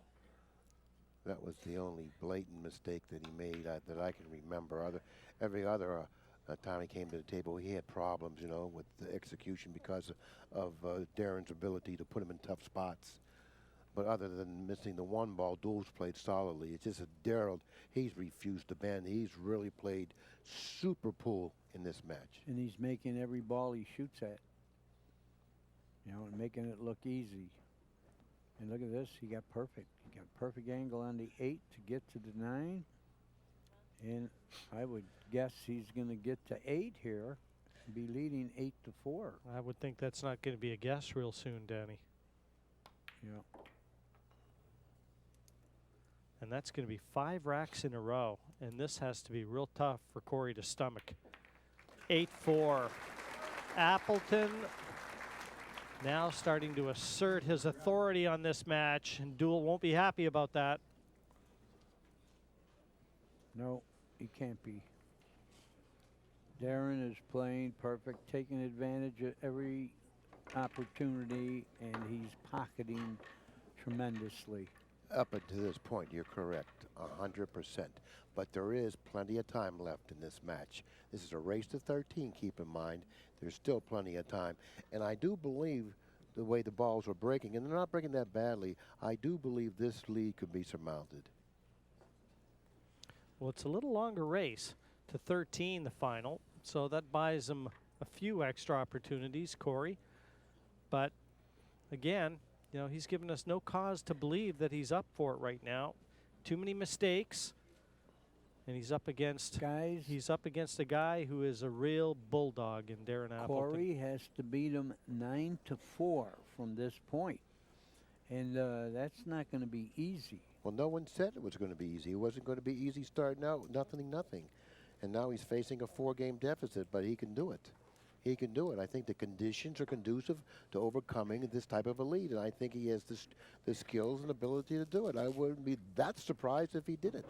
But he can't do it from the chair. I agree with half of what you said. I think he's got the skills and ability. I think the conditions don't favor it. I think the table's breaking too tough. He can't do it from the chair. You know what I mean? 8-4. He's got to get up, the one in the side again. Instead of the wing ball, now we got the one going right in. He doesn't have a shot at the 2, but a safe. He may be able to shoot the 2 straight on and stick, and the 9 will snooker him. I think that's what he'll do here. Got to hope he doesn't make a ball somewhere, unless it's the 2. Yeah, I agree with your shot. Yeah, I believe that what he'll end up doing is he'll bank the 2 and try to kill the cue ball somewhere in this area here. Nope, that's not what he did. He did it softly. I can't believe it. A shot like this earlier, he hit the way we called it just now, but that one he tried to roll. The 9 snookered a big part of the table if he shot it straight on with speed.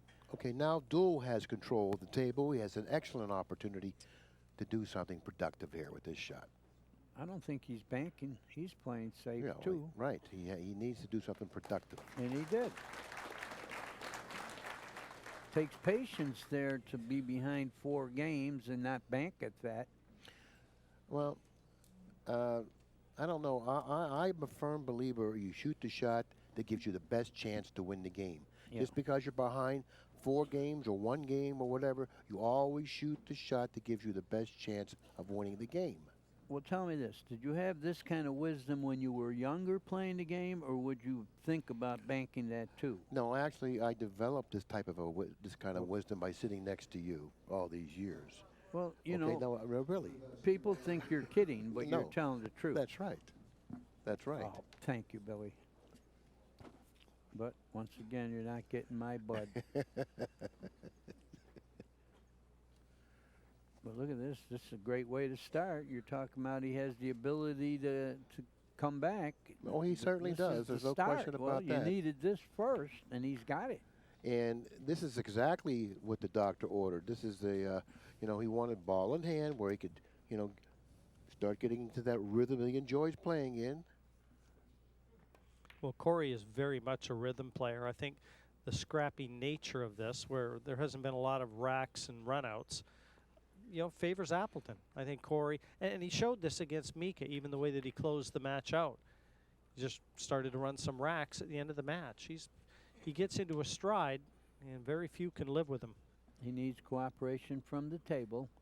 He's got a perfect angle here to get to the 6.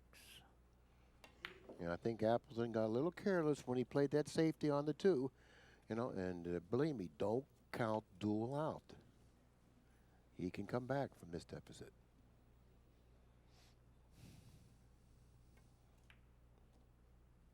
Played for the side pocket. Wisdom, you know, is much easier position than going 1 rail to the corner. And he got pretty good.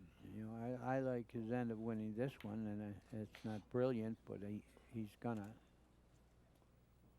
Only 3 behind with his break. Well, he finally starts to get a little feel for the table out there. It's been a while. He lost 5 racks in a row before he finally bothered the scorer. 8-5.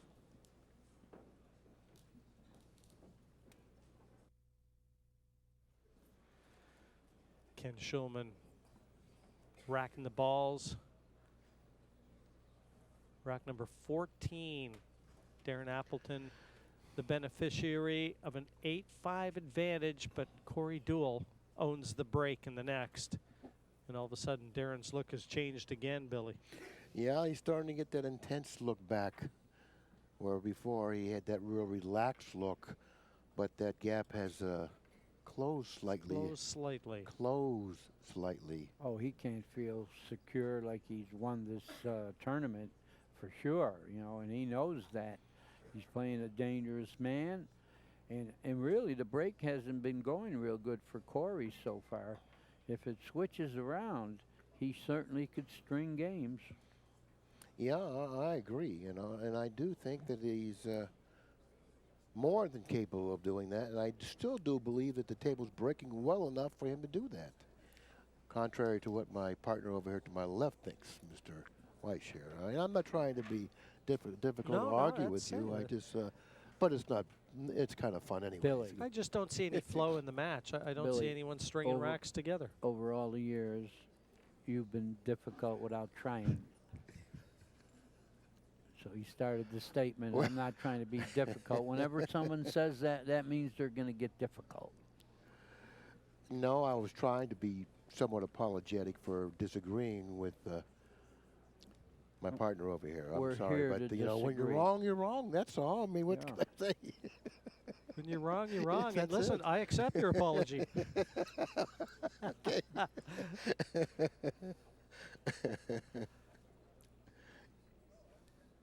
Well, Corey's looking at it. I'll tell you something about Corey. He carries a small flashlight with him, and that flashlight is to check for gaps between the balls. He says when he plays in Asia, a lot of times it's dark. A lot of the venues are dark. He's got the flashlight to check the rack. Carries it in his case. Well- I found that amusing. Yeah, but this is the U.S. Open. You find it Jim. amusing? I found it very We're not amusing. even nowhere near Asia. This is the U.S. Open, Jim. If I ever go to Asia, I will bring a small Yeah. flashlight. Oh, thanks for the advice. 2 ball. 8-5. Another ball, 2 balls. And the Watch one out, goes, 5. Watch but out, he's 5. over the top. The one goes, he's over the top. Is that going to hinder him? Of course it's going to hinder him, but how much? Well, if he makes this, I'm sure he's going to get position. Well, not necessarily, but we'll find out. It's going the path for position.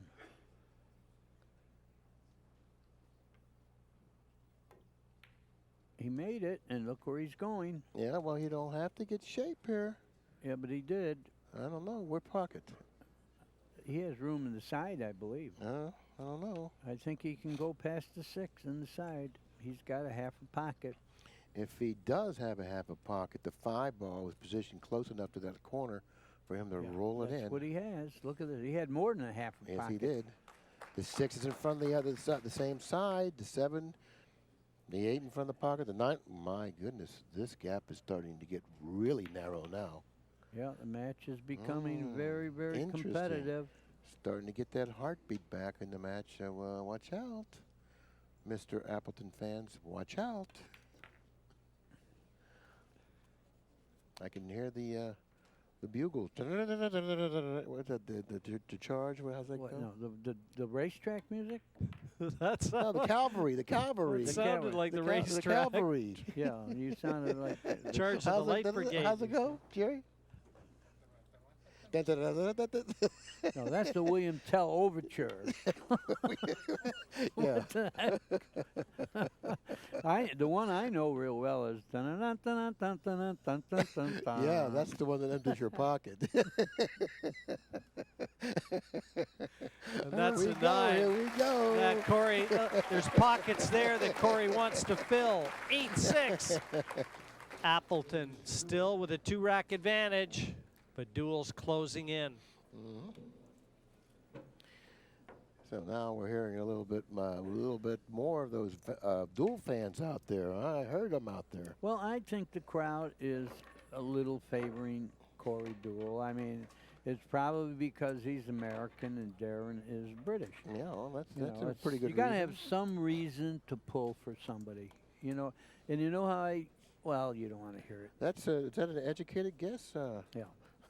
You know how, if I'm trying to find out if I like someone better than another, I imagine being in a rowboat, one of them on one side drowning, the other on the other. Who would I throw the raft, the saber to? And that's who I like Oh better. my goodness! I That's- know you're it's such sick, a- but how else are you going to determine it's who to just- throw that I thing mean- to? Some of the stuff you come up with, I mean, it's just so absurd. Well, To imagine 2 people drowning, which one would I save? well, that'll tell you who you like Well, better.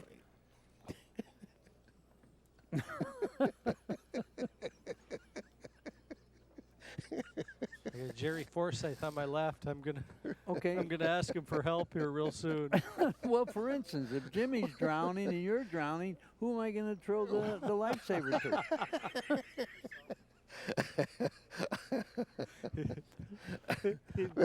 Yeah, it makes more sense than you. Well, I hope it's me. Probably the shark. I throw it to the highest bidder. Nothing against Jim, but you know, The highest you've known bidder. me for a lot longer than you know Jim, and plus I'm Italian, just like you. So I think I got a couple things going for me. Is that good enough? You're Italian?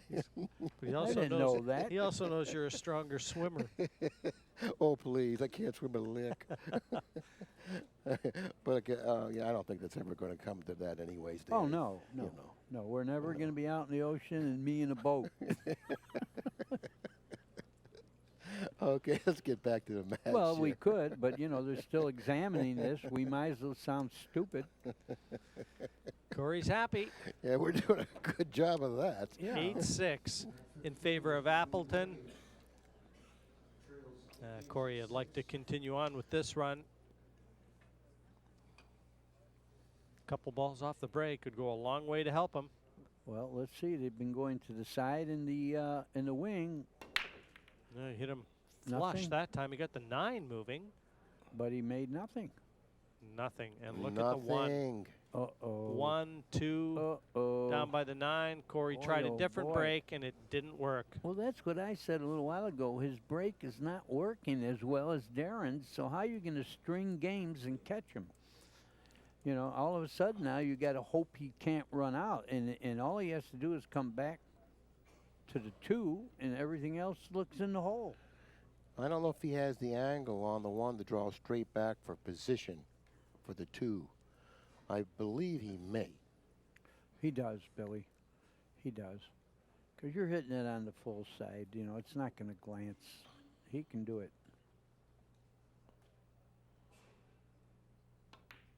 And do it, he does. And I love the way he draws the ball with the that intermediate range or whatever, if you will. I mean, you know, the 2, 3, 4 foot draw shot he hits so well. Very nice control. Well, nice speed. I'll help you a little bit, Billy. If you hit the cue ball low and follow through, it will come back. Well, want me to tell you the truth, Danny. You're not helpful. You've never been with me, okay?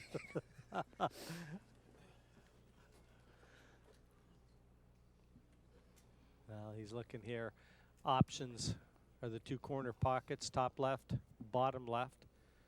Darren just wants to get that cue ball into an area that affords the best opportunity for position from the 3 to the 4, and the 4 is over the side pocket.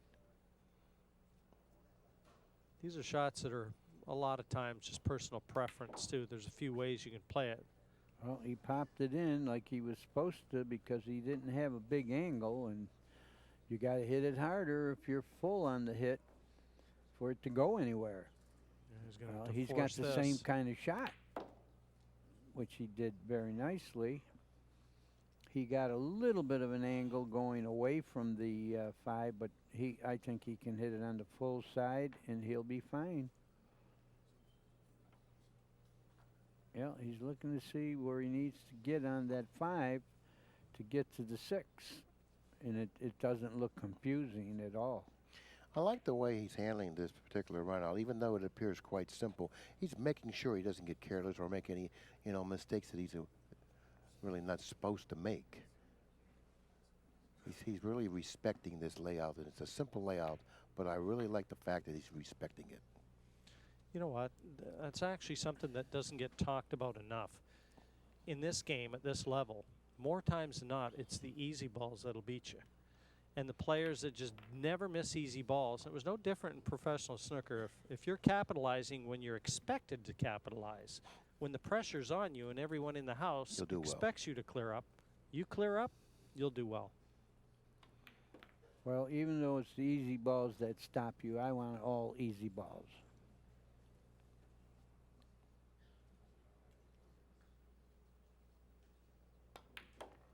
Oh, wow. Beautiful.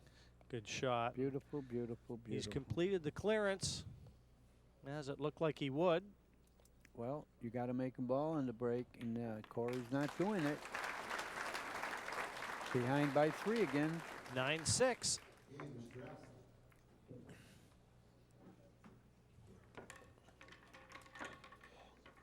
Seen an awful lot of very easy balls missed all week here. And just when it looked like players were ready to win racks and matches, well, there's been some shock misses. But there are in every event. Yeah, but you know, to make matters worse, whenever that does happen, you know you caused it yourself, and then you feel so, you know, you feel so stupid, if you will. In other words, Yeah, how you're could I embarrassed. do that? And then you end up dwelling over that, and then maybe it could cost you in later racks, you know. So it's It kills you. It kills you 2 ways. yeah, you're not treating yourself well if you get careless, particularly in situations where you should get out, and particularly when you're playing in the U.S. Open in the finals. I mean, you really got to respect, you know, whatever you're doing. There's what the winner's purse is, that $40,000 check and a golden triangle. $2,500, 24-karat plated. And at the meeting, Barry said that he will have the cash to cash all their checks right now. Well, that'd be He did say that. that'd be a pretty good invitation for a heist man. I Well- got all the cash here. It's Well, gonna be If a heist man came in here now, he'd have an awful lot of people to shoot. be a lot of mad pool players. Our tournament director, Ken Schulman, is putting in the overtime in this final. And Darren Appleton will inspect the rack. And he's happy. And this beautiful diamond Paragon table, match table in the Simonis Arena. 9-6 Appleton's lead. And I think you're right, Jim. The table's really not giving up balls on the break. No. You know. Again, but it didn't give up a shot. See, Appleton was in a better spot when Corey Deuel didn't make a ball on the break. I got a question for you, Danny. I got an answer. Oh, I would expect you would. Anyways, I got a question for you, and I'm sure you do have an answer. Why is it, can you explain to me, why is it that at certain times the table gives up balls on the break and at certain times it doesn't? And it's the same table. I say this all the time. It's like the big mystery of the break. The same hit, and you don't make a ball on the break, and the other guy makes 3. It's a mystery. The break is very fickle. Very fickle. So the answer is it's a mystery. It's a mystery. It truly is. Well, first Well, of that's all, why I asked the question. okay, I know you want me to clear up the mystery, but I will make it more vague. You can break the balls forever, every minute, and they never will stop in the same spot. Forever. Okay. Which means... Good. Okay. I'll shut up. No, good. But that is not relative to, you know, I mean, when you rack them up in the same position all the time, okay? Yeah. Now, why is it that balls go in, on like the corner ball goes in, and all of a sudden it stops? Well, because the hit is so intricate with all those balls frozen together that, you know, they don't react the same every time. You know, it isn't like they're all stuck together and they're going to react the same. They just don't, because you're not hitting it the same. Doesn't matter how much it looks like you're hitting it the same, you're not. But I think there has to be a significant change somewhere, okay, to create that. And I think it might be in the humidity or something like that. Oh, of course. You know. It I think- changes I all think the it's- time. yeah. You know, all these bodies in here, you know, it will change the humidity, and it would change the reaction of the balls. Got over a century of experience sat beside me. And It's, so- it's a mystery. And I got over a century of experience to my right. Well, maybe you better explain that, because the people don't know who's on your right. It could be Jimmy. Well, I think it's safe to assume they do. I'm the one with all the bruises, Danny.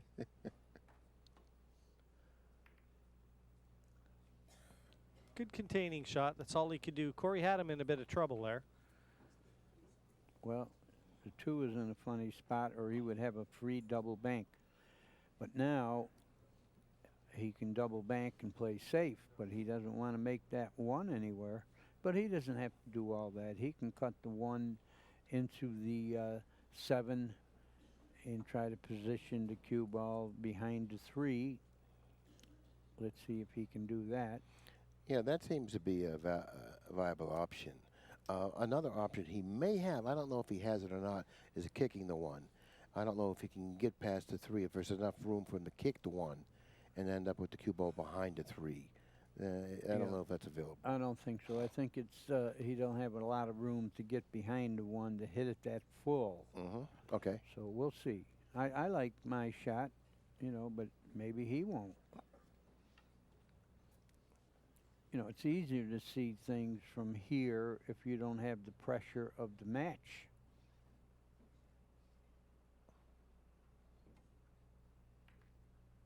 Well, he just was content to get out of the inning, apparently, because he didn't leave any kind of problem. You know, I don't know. There's no problem here. I mean, it isn't like he has to give up a shot here. I mean, I don't see anything like that happening. This isn't that tough. Just bank the 1 up near the other colors and try and hold the cue ball behind cover. Good enough. And he even snookered him. So I don't know if Deuel really shot the correct shot. I don't think he had another shot he was thinking about, and he just got out of the inning. That's the way it looked to me. But he can hit this, you know, rail first for sure. See it? He's looking at where he can hit it. Where will the 1 go if he does that? It would depend on how thin you hit the 1 off of the cushion. You think he can pocket the 1 if he kicks it, or is he going to hit it? It is possible if he wants to shoot that hard. I wouldn't shoot that hard. I would. I don't think he has any future shooting. He did soft. try. He did try to do that, and he didn't leave a real lot. He left a thin hit on the 1, but he left safe for sure. He can hit this 1 and glance to the left, and he can get him with the 2. He can get him with the pink. He can get him with a lot of it. You know, just control the cue ball and put it on that first diamond to the left. He can bank the 1 into the 7. Are you talking about? He also can. He also can. He also can bank the 1 to his left and try to get him behind the 4. I mean, that's an option too. I mean, there's 2 ways you could look at this shot. Well, I think it's more risky your way.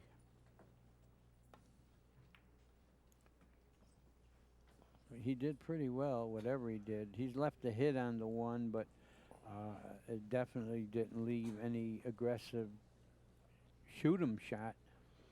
And he didn't leave a full ball hit either, which really limits Deuel what he can do here. Yeah, he can't hit. Well, if he could hit it full, he could bank it past the 2 and use the 2 to snooker him, but he can't do that. This is probably the most extended tactical exchange that we've had during the match. No, he's got to try to create some distance in between the cue ball and the 1. I would bank it and run the cue ball into the 4 or the 5 to the left. That's what he decided to do, but he didn't snooker him. But that's okay. I mean, it's not okay, but it's kind of okay because from what he had offered to him, I don't think he did a bad job at all. Right, and he certainly can't shoot the 1 and get position on the 2. He can make the 1, but it'll be for nothing.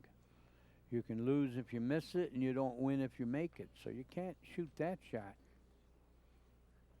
Sometimes you're confronted with a situation that you can only lose and you really can't win, but you need to execute in order to keep control of the table. So therefore, he may be in that situation where he needs to try to pocket the 1 just in order to keep control of the table and then play a safety off the 2. Well, you're right about that. And that's not a real ideal or appealing situation to be in. I'm not envying him at all in this position or in this situation. But you know what? I think that's what he's confronted with. Well, the only problem with that is if he misses it, he can leave position for the 2. But he's got to do something because it's his inning.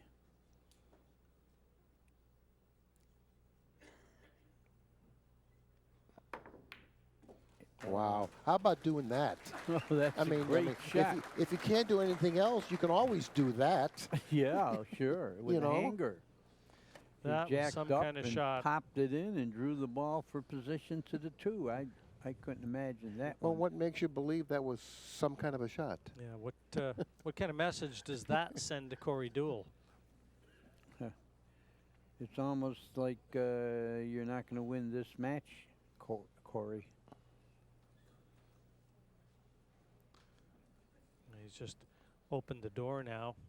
Every chance to get that 4-rack advantage back again. And, you know, from 8-4, I like 10-6 an awful lot better. He must be really feeling confident. For him to try to even execute that type of a shot, opposed to rolling it in and staying in control of the table, is telling me that, boy, you must be really thinking that you're unbeatable at this point. Yeah, well, at this point he is unbeatable. You're right, though. That's the thought. You have to be really positive shooting something like that, because you can lose if you miss. But also there was another reason possibly why he chose to shoot it with that speed. Had he missed it at that speed, chances are of him coming away or going away from the table with a safety is more likely than it would be if he rolled it. So therefore, there was maybe more of a method to what he did. Well, even though he gained control of this rack, he's still not 100% obviously going to get out. You know, something can go wrong anywhere here. He's got to fall on the 6, the 7, and then the 8, and none of them are leading to each other naturally. Yeah, he wants to come back and play the 6 in the side. He's playing pretty thin, but I think that's what he's going to end up doing. I like drawing the cue ball back, playing position for the 6 in the side. And if he happens to miss the 7, which you got to use the bridge, it's going to make this shot play a lot more difficult. But if he chooses to shoot it in that fashion, if he happens to miss the 7, he'll then go cross table, end up with a perfect angle on the 6 to drop. No, for the I 7. think he's playing the 6 in the corner. I don't think he's messing with the side, but Look unless out. the cue ball. Oh, that Yeah, that's could what I turn thought. things around. Using the bridge on that shot is going to make that particular shot play a lot very more tough. difficult. That's why I like cinching it and shooting the 6 in the corner. But you didn't know he could go right in the pocket like that. Now, Deuel must. Yeah, he still has work, though, Billy. Yeah, but he's got ball in hand, so therefore he has the luxury of ball in hand with the ability to come up with a nice angle on the 7 to play position for the 8. He got the nice angle you were talking about. Yep, this match could get a little bit closer. Right now it's a 3-game lead. It can get to be a 2-game lead, and that's a match. What kind of a difference would it have been, 10-6 as opposed to 9-7? Well, he got a little lazy on that shot. He's definitely fallen short of the mark here. I want to bet he runs out. Well, I don't think that's the point. I think that it could have been a lot easier than this. Yeah, you're right. He could have been. But he made it look easy. Yeah. Well, he's certainly keeping the suspense in this particular game. Yeah. And 9-7 is now confirmed here at the Conference Center in Chesapeake. The 35th U.S. Open 9-ball championship. Corey Deuel, Darren Appleton. Just 2 racks separate these 2 champions.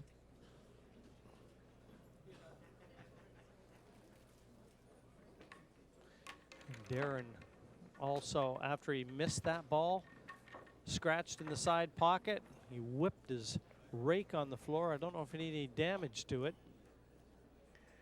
Well, you know, he did have an option, like Danny said. He could have played it safe, played the position for the 6 in the corner, but he opted to go with the draw back across the table. I would have too, but of course, I don't know if I would have because I don't really play with the rake that well.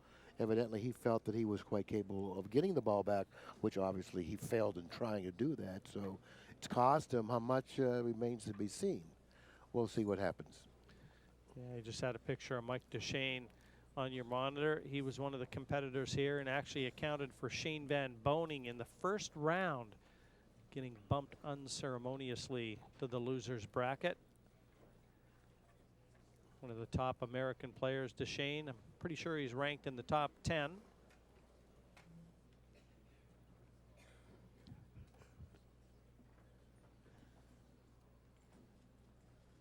Corey looking on. Boy, he has to feel a little lucky to only be 2 racks adrift there. In his mind, he may have given that one up until Darren scratched in the side pocket. And a big scratch that one might prove to be.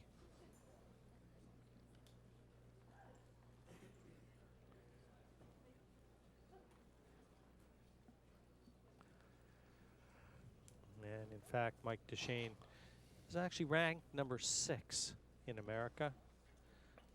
Thanks to Mike Howerton, AZ Billiards, who've been following all this. All the live scoring all week, too. Our friends at AZ have been working tirelessly, bringing all the matches to the world, azbilliards.com. Big thanks to them. They've really helped out this week.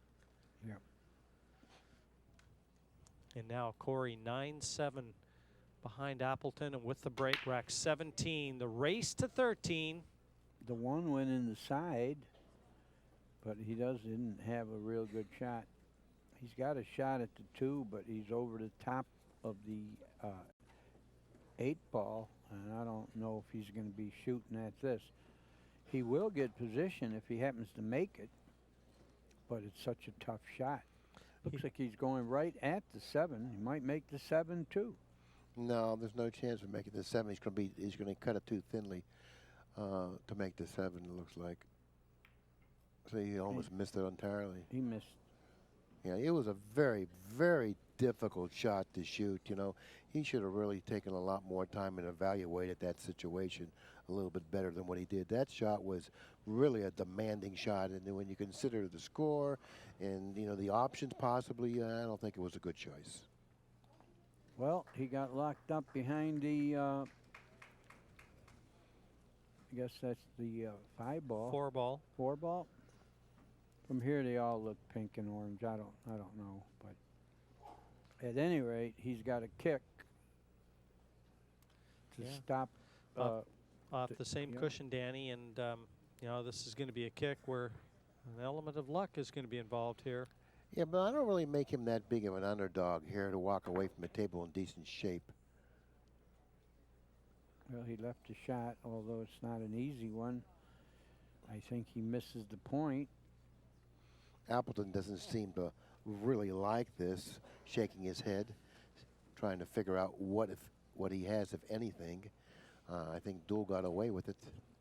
I think he's looking to see if he can miss the point, Bill, and I'm not so sure he can. Oh, I think he can. I think he can miss the point. Another angle. But you want to hit the point, though, don't you? You want to miss the pocket. Oh, of course.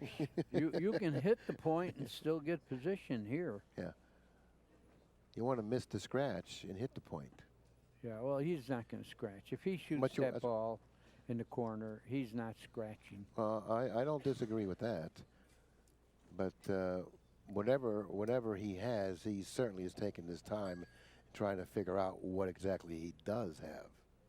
Well, I say he's not going to scratch. He's not going to scratch in the side. He could scratch somewhere else. Well, if he scratches, I'll take that side. You can have all the other pockets. You're generous, Billy.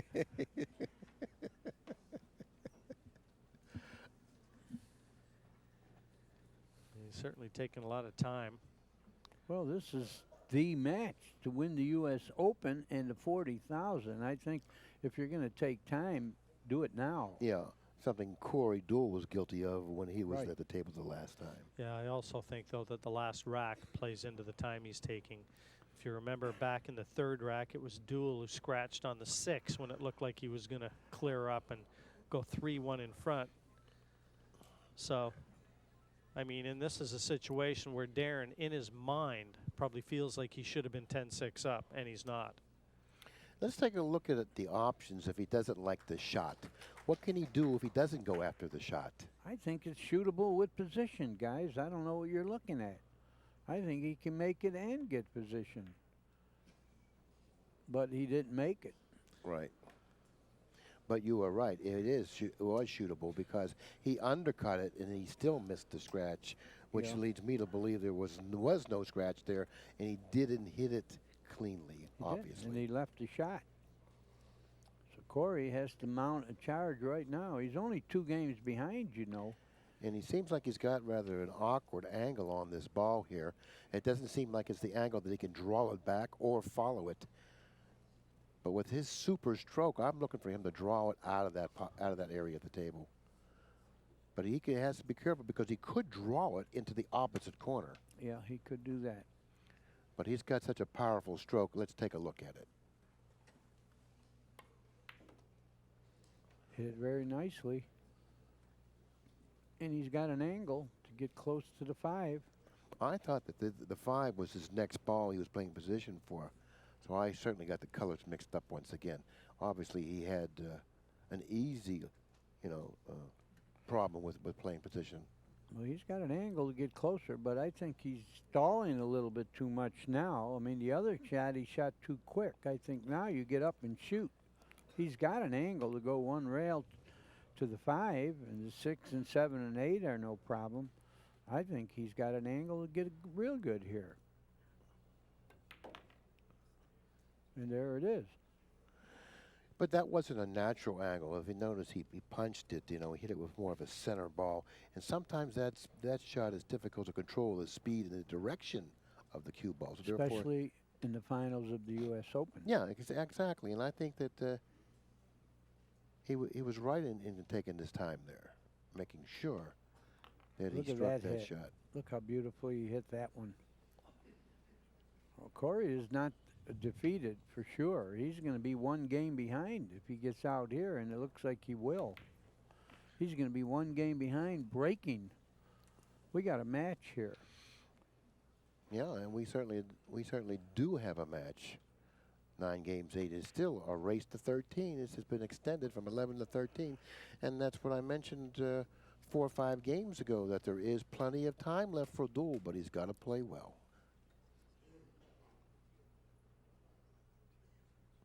Because Appleton has certainly not played the caliber or the kind of pool the last half of this match as he did starting off in the first half.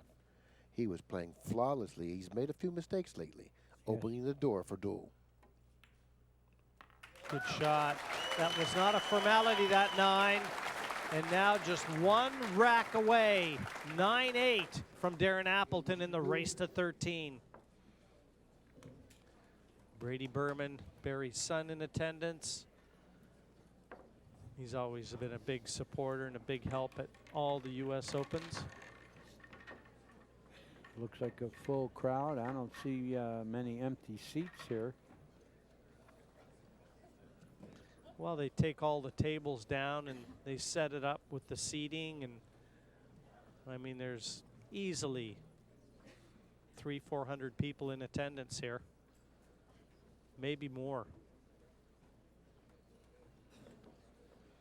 And Appleton with a lot to think about. He was 8-4 in front. Now he's 9-8 in front. And the look on his face is a look of concern now, opposed to that intense look. It's a look of concern, like, what have I done? What's happening here? And this has to stop soon. But remember, he still has the lead, even though it's 1 game.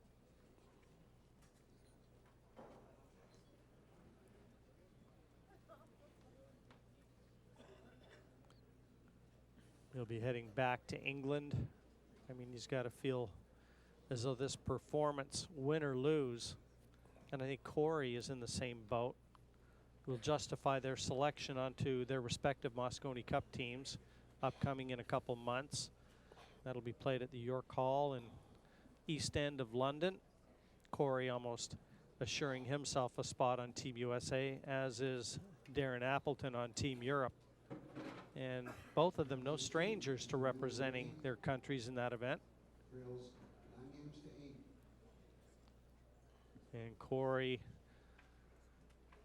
eyeing up that one. The 18th rack of a possible 25. Well, 25 at least if One they in end up the getting side. tied. He glanced that one right in the side. Where are you, 2-ball? Behind the 5. It's behind the 5. Yeah, he would have loved to have a shot on the 2. You do have to win by 2 racks clear.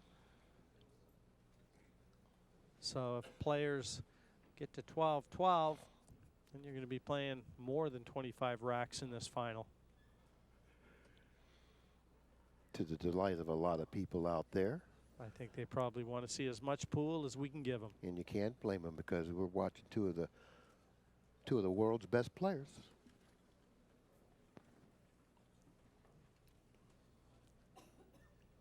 Well, I don't know how well he can control the cue ball. He can hit the 2, but he can't make it.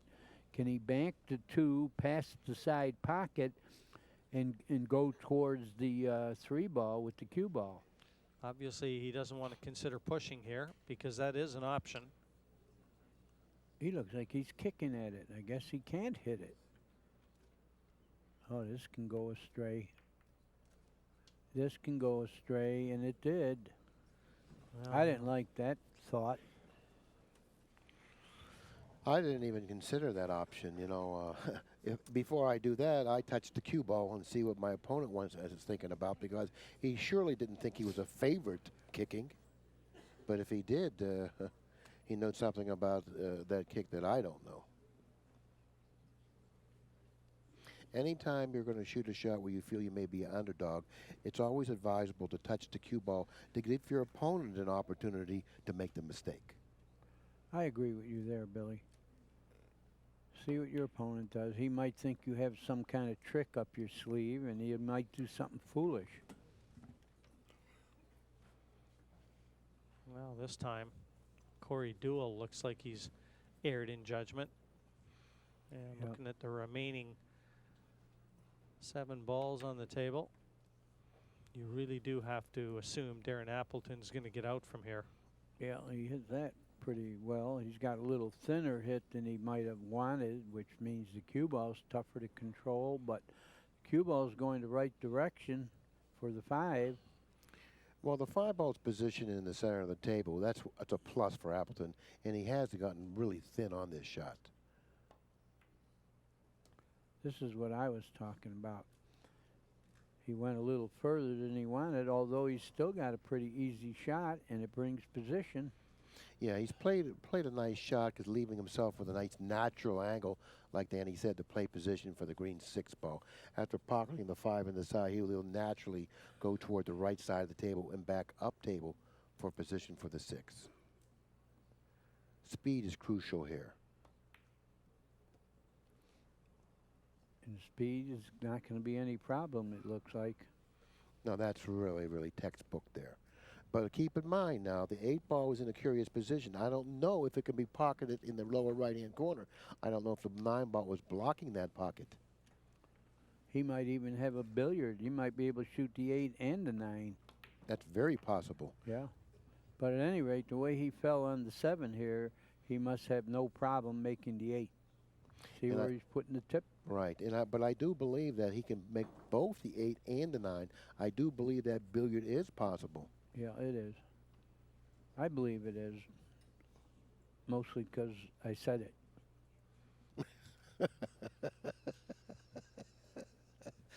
Yeah, I can rely on you to occasionally come up with something like that. You always do.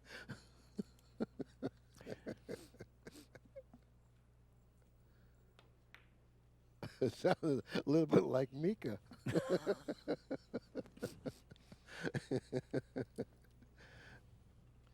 Well, the way Darren's played that, 8 obviously does pass into the bottom left. And he'll bump the 9 toward the pocket as well. Which he did. And it looked like with speed, he would have made the 9 too.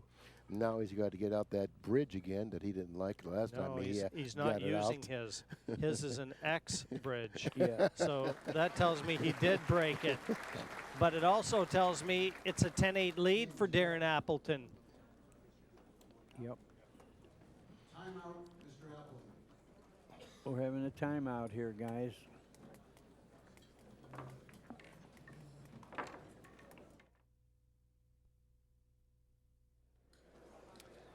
Okay, rack the balls and get out of the way. But I still think the players are too fussy about this. I don't think it's that important that every ball has to be frozen. I really don't. I really don't. I wish we could take, do some kind of statistics on that. How many times you make a ball when they're not perfect versus when they are? And I always say, does it mean that when they're all locked together, you're going to make a ball for sure? And does it mean that when they're a little loose, you're not going to make a ball? I don't see the importance of all this. Well, I really don't. We're 18 racks into this final, and I can tell you that, it really has been an exercise in patience. And I've got to feel my heart goes out to Ken Schulman. He's just having trouble racking the balls.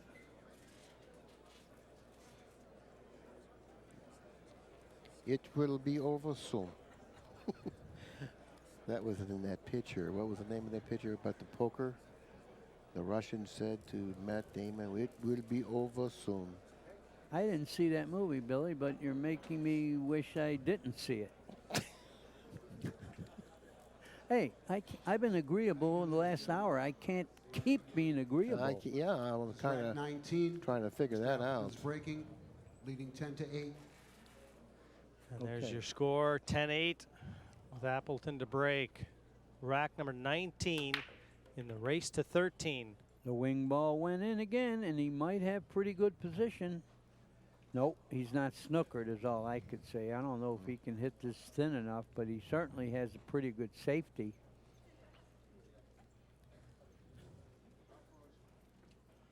Yeah, he's going to be playing off the edge of the one here.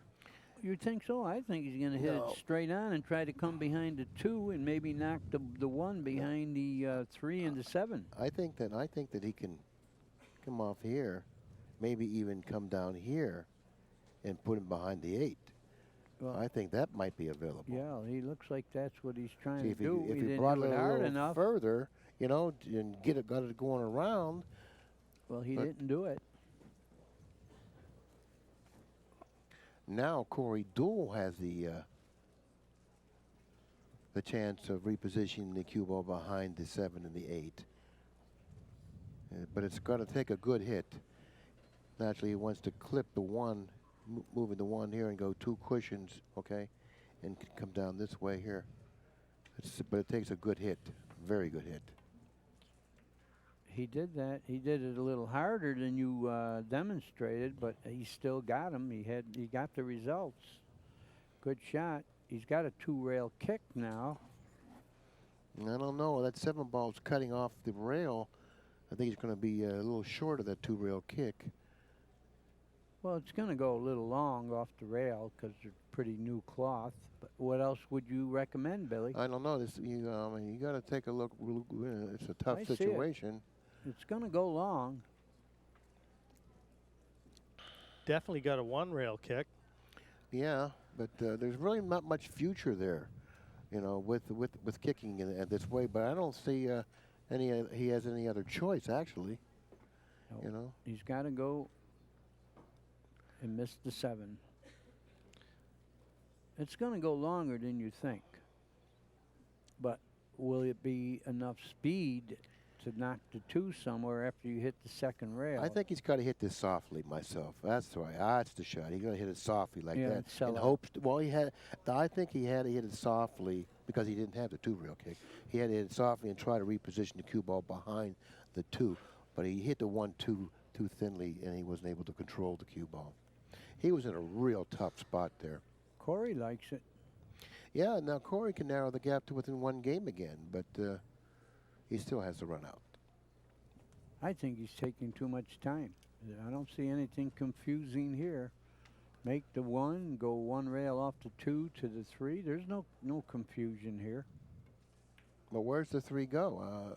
It goes in 2 corners. It goes in the far corner and it goes in the 1 where the 2 is. But the angle he got now, he's going to have to play either that or how about the combination?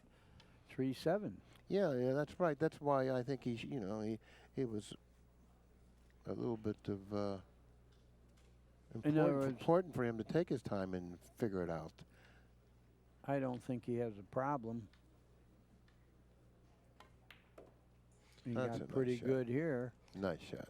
You know, Yes, as big a tournament as this is for Darren, and obviously it is, in Corey's mind, you know that the second U.S. Open title, that eliminates so many people because there's only a handful of players that have ever won more than one U.S. Open. And you go into a very elite group. Yeah, it certainly solidifies his credibility in terms of being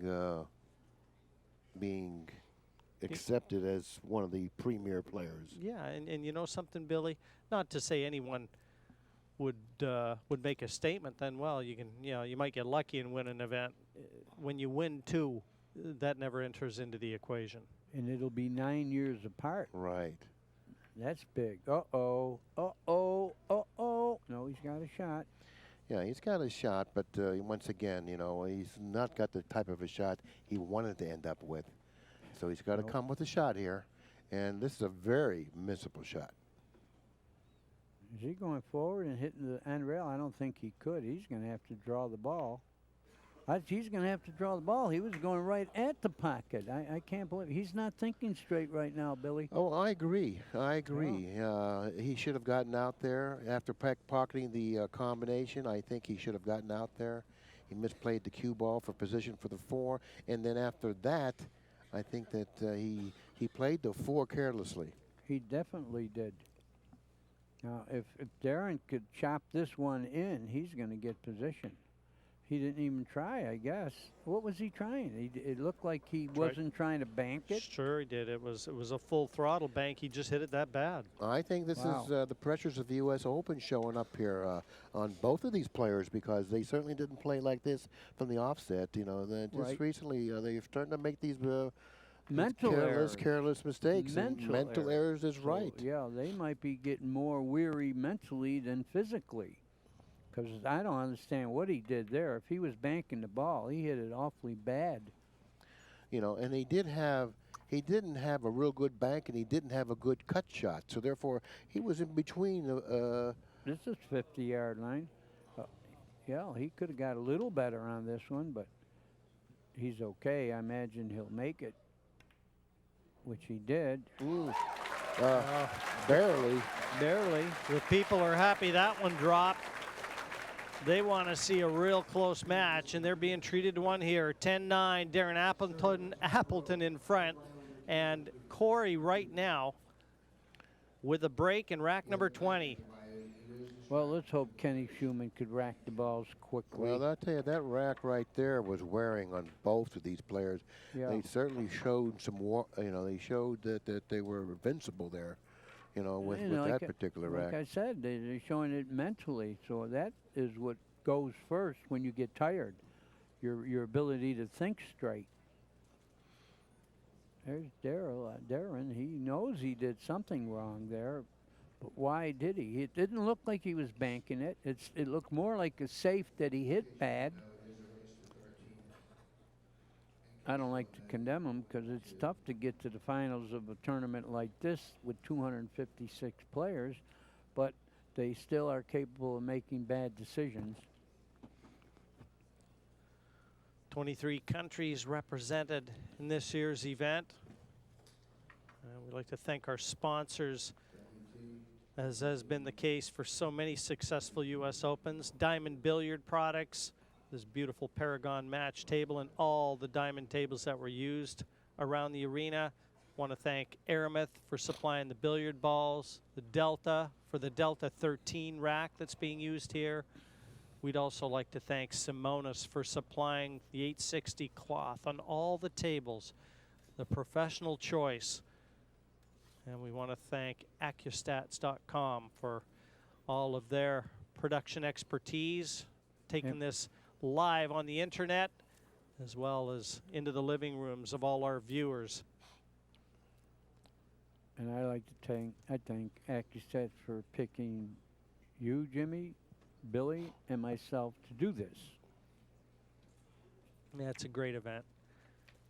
It's a great event, the U.S. Open, and you know, if there's one event on the calendar that I look at every year, I've even, believe it or not, I've thought about coming down to play as well, just because it just looks like it's so much fun. You know, all the camaraderie between all the players, and Yeah, I guess you're right. I missed competing myself. sure, You know. you never lose it. You know, a No. lot of people ask me all the time, and you know, it's just something you accept. You try to grow old gracefully, but we still like to play.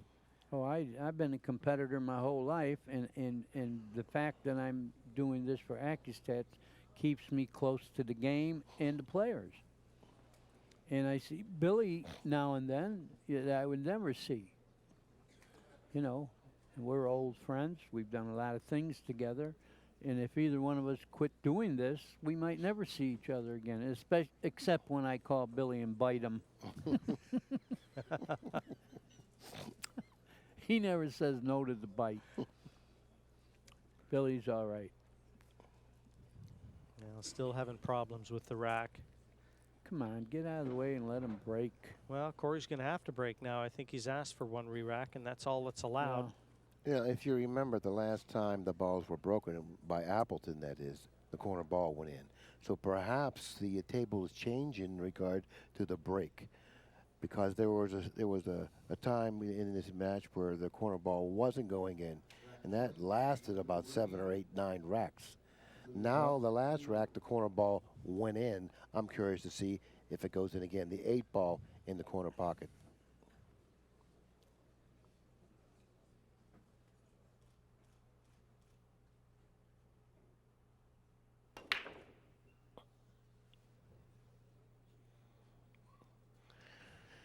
He Dry, but safe on the 1. Yeah, 10-9, sorry, Billy, That's okay. 10-9, Appleton's lead. I was kind of wondering why he didn't opt to go with the soft break, because the last rack Appleton made the corner ball with that medium speed break, or that, you know, and it wasn't going in with a hard break. So therefore, after witnessing that, you know, seeing that it went in, why didn't he go back to the soft break? You know, I think But that would have been a good move. You're suggesting that he's thinking clearly. In the last few innings, he hasn't been thinking clearly, so that's why he did that.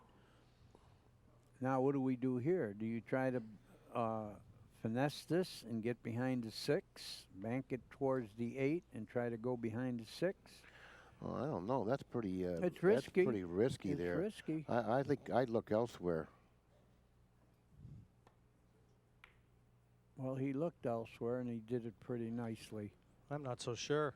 I think he might have left a window. I He think did. you're right. I think he did leave the window, and he's really ill-fated. If in fact he did leave the window, not much of a window there to begin with, and then the one ball had to stop where it stopped.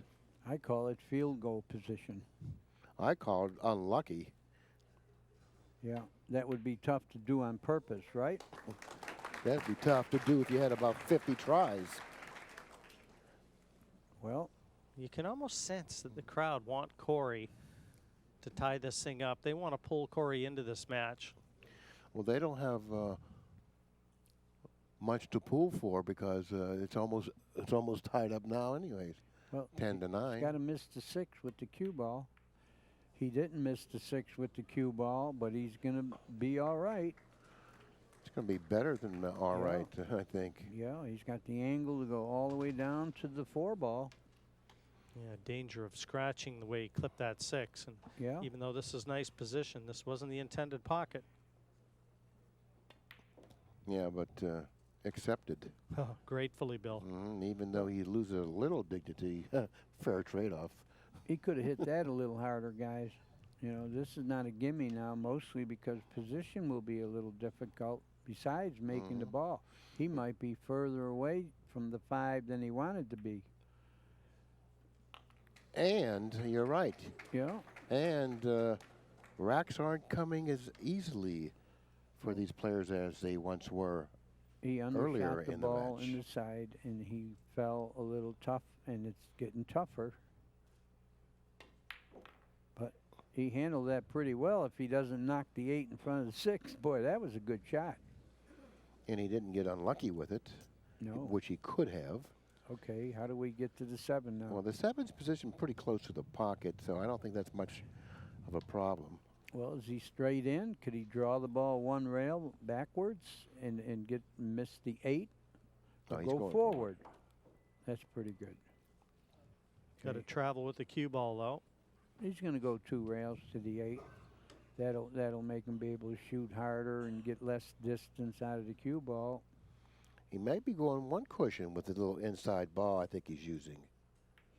Yeah, he did, and he's not going to like it. No, he's not. No, he's not. See, in order to shoot the shot the way he did, he would have to hit the 7 on the thin side. And when you do that, the cue ball picks up speed, which he really didn't compensate for, you know? I will repeat, he's not thinking as straight as he was earlier. Now, does he shoot the bank? It looks like a straight-in bank. Is there such a thing in a big match, a straight-in bank? Because even if he banks it, he's still going to have a long shot on the 9. Yeah, so safety really wouldn't be out of the question here. No, he's not. He's banking this ball. No, he ain't. You're right. Safety was a good idea. I'm going to tell you something. That's a pretty patient shot. Yeah, but it's a poorly executed shot. You know, he could have played safe in the other way as well. He could have cut the 8 to his left, which would have given him much better control of the cue ball. I don't like where he's left the cue ball. You know, he's left it too easy for Appleton to win this game. How? He can bank the 8.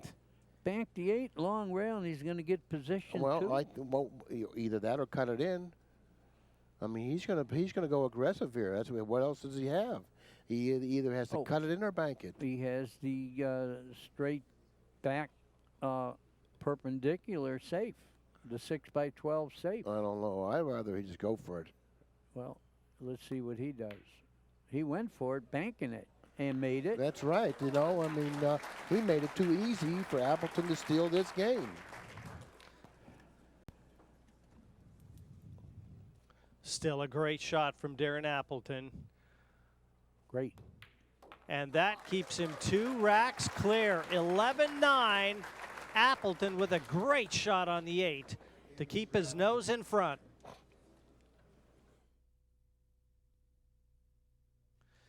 Darren Appleton's lead.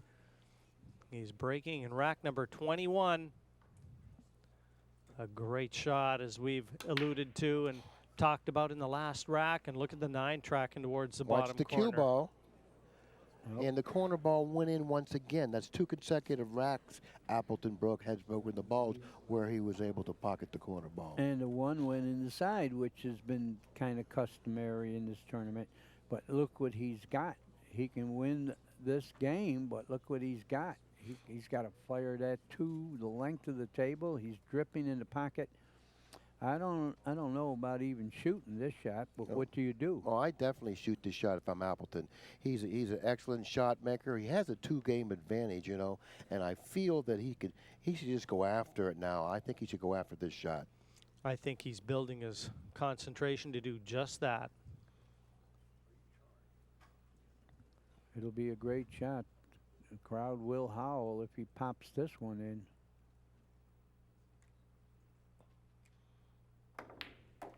Wow. Wow. He smoked it. It didn't roll off. Man, that's a great shot. He's definitely sending a message now. You know what? He senses that Deuel is getting a little weak, and it's actually, you know, it's actually giving him more confidence. Yeah. Well, you got to be confident what he did with that ball. But now, 3 to the 4 is not automatic. No, it's not. But you know something? Again, a shot like that, what your opponent must be thinking.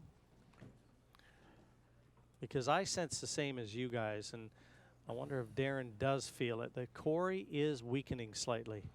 Yeah, like Danny said, 3 to the 4 is not automatic. There's nothing really natural about this at all. He's got some work from the 3 to the 4, and I wouldn't be surprised if he wasn't able to get good position for the 4. Definitely got some work here.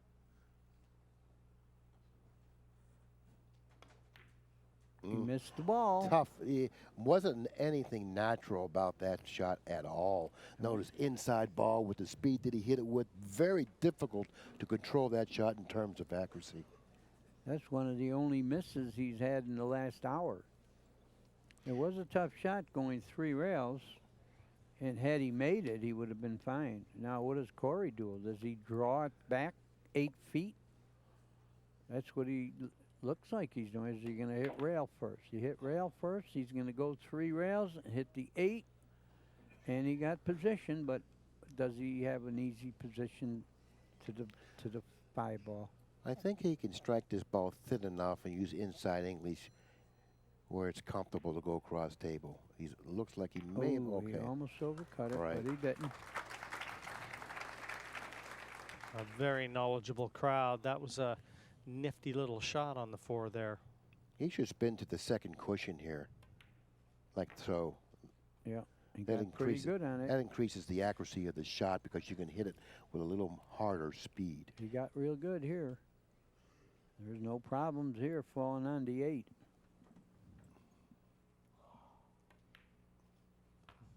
And I think you're going to hear the crowd once again, very partisan, understandably. It's an American crowd. Corey's their American champion right now, and he's the one carrying the flag.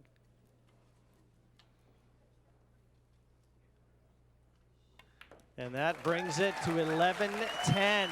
Doesn't get any closer. Appleton just in front.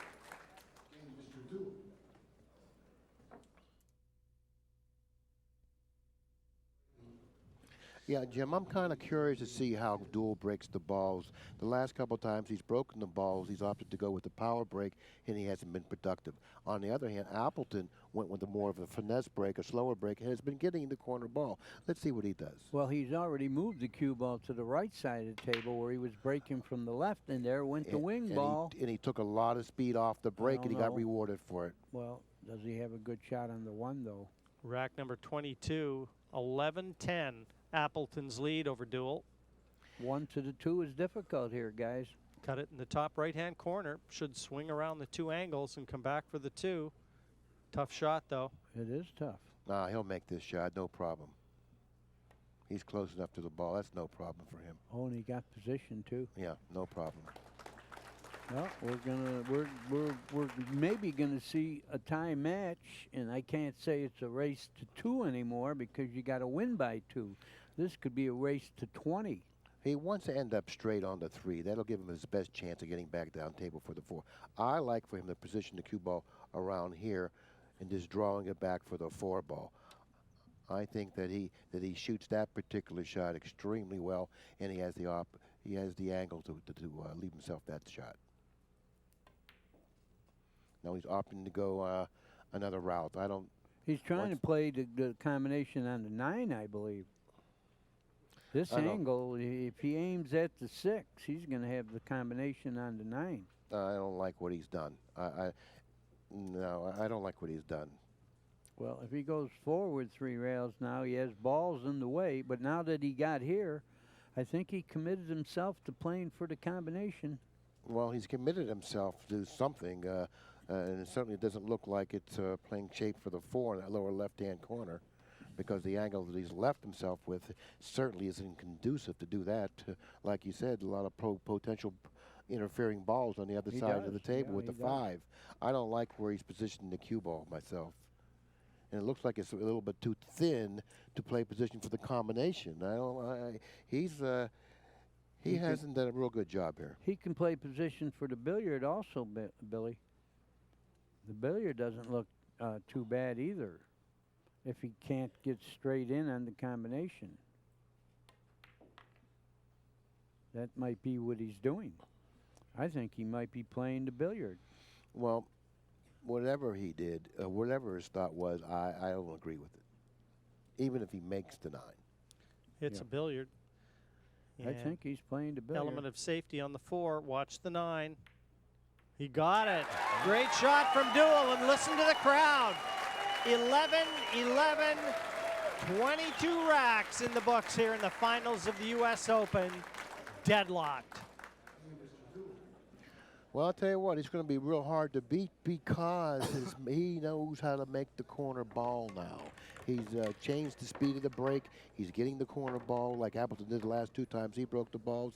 Now he's breaking the balls, and he understands the speed that he has to break the balls with. The corner ball's going in, and it's late in the match, and the breaker has a big, big advantage right now.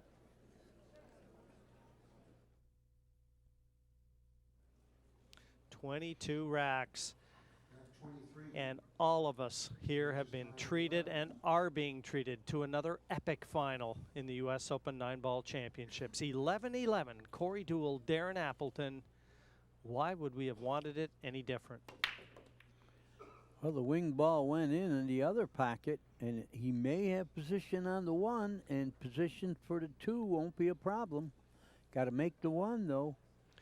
We have to remind everyone once again the rules in play for today's play. You must win by 2 racks clear. And this was tabled at the players' meeting before the event started. And I understand it was met with near unanimous approval. Great shot. Great shot. He fell on the 2, and he's got a good angle to miss that 7 and go right to the 3. Yeah, he's got to go from the 2 to the 3 to the 4. That's the problem in this rack, if there is any. Yeah, you got a good angle to go to the 3. And he did it nicely. Will he have the right angle to go to the 4 now? I think he did. I'll tell you what, he's got perfect angle to go to the 4. Yeah, he and does. I expect him to do that, but gee, Right. that 9 looks tempting, doesn't Oh, it? no, you would never shoot the 9 here. No 9 ball there. Perfect angle and everything just as Corey would have wanted. Can't be easy enough, really. It's pretty easy. And he will be the first one to have a chance to win the match if he gets to 12. Yeah, I mentioned to Jim that I wouldn't be surprised if he ran out the match from that position because the break now becomes a big factor because the corner ball is going in. So Appleton may not even get another opportunity back at the table. And he feels that way too, Billy. And remember back when Appleton scratched with a chance to go, I think it was 10-6. And it looked like at 10-6 was almost a certainty. Well, he got a little straight here, but the 9 is near the pocket. You still would like to be close to it. Is he hitting rail first? Yes. Just to get closer to the 9. Good idea, but it's a little dangerous. I think he smells blood. Well, I would say that he was. He's got a chance to win right now. 12-11. Deuel has been in front just once before in this match, 4-3. Advantage Deuel.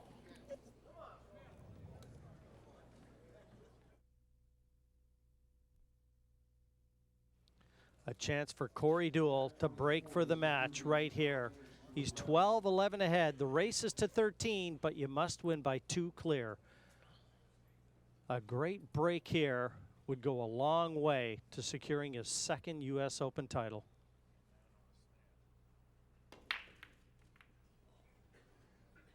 Dry. Well, and a chance at the 1 for Darren. Yeah.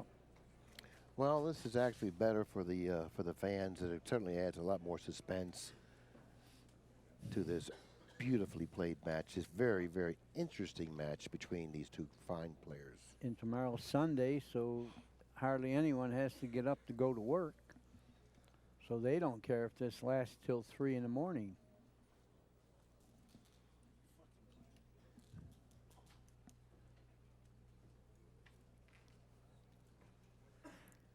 Now Darren under immense pressure now.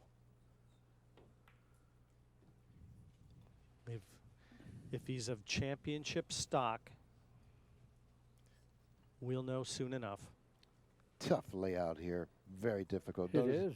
Notice the position of the 6 and the 7 very difficult layout. It's certainly, in my opinion, not a favorite to run out from here. You're right, because you need to get good on the 6 to get to the 7, and the 6 doesn't pass to too many pockets. That was a pretty good hit right there. And to complicate things, I don't think the 5 ball is in a real good position either.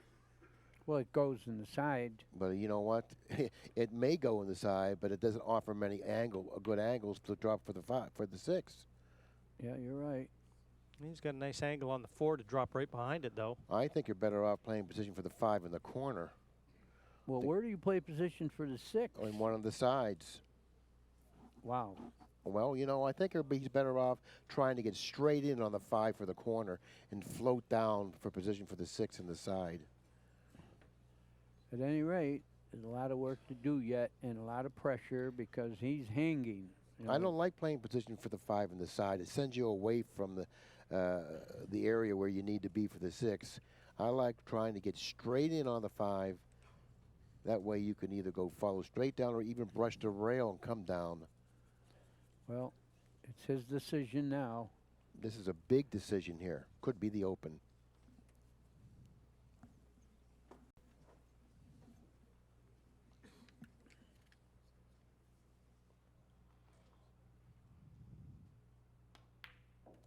I like playing That's what position he for the did. corner here. He did that. Play for Billy. the corner and come right down. Play shape for the 6 in the side. Can he do it without hitting the point of the side? He got that little he's funny all right. angle. No, he's okay. He can do it. You He can think do it. That's where he wants to be, right there. Now, if he can get there, then he can draw it back toward the 8, and he can shoot the 7 in the corner. This would be a heck of an out under the circumstances. Oh, my goodness. Tell me about it. This rack was very difficult to negotiate, and if he's able to get out, he's really going to send a message, and it's going to be a big confidence booster here. Big.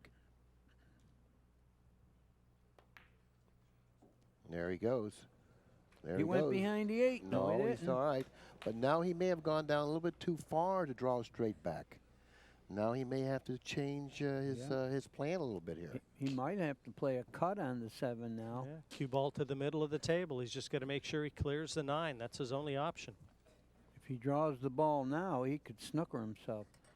I think he's going to have to take the cut on the 7, even if he goes 4 rails to the 8. This could be a match decision right here. He's drawn back. This is dangerous. Could be fatal. Oh, he overdrew Watch it. out. He Watch snookered out. himself. No, he Barely. Wow. Oh, that was so A dangerous. little too, little too close for me, and I'm here in the booth. Holy God. Listen to the crowd. This My is going to God. be 12-12. Lived dangerously there. Well, I can say that was one of the best outs I've ever seen in this type of a situation. You really got to give him, you really got to give him a hand there. Well, you know, that's worth an applaud. Tremendous stuff and drama here at the 35th U.S. Open 9-Ball Championship. 12 apiece, Appleton and Deuel. That was great.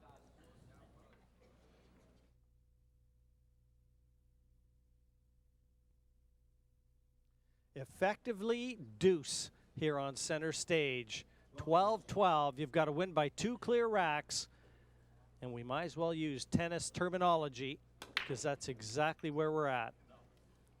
1 ball on the side. Where are you 2? Does it go past the 6? I think believe it does. I believe it does. 3 ball in the center of the table, 4 to the right of the 3. Very pocketable on the side, 6 in front of the corner.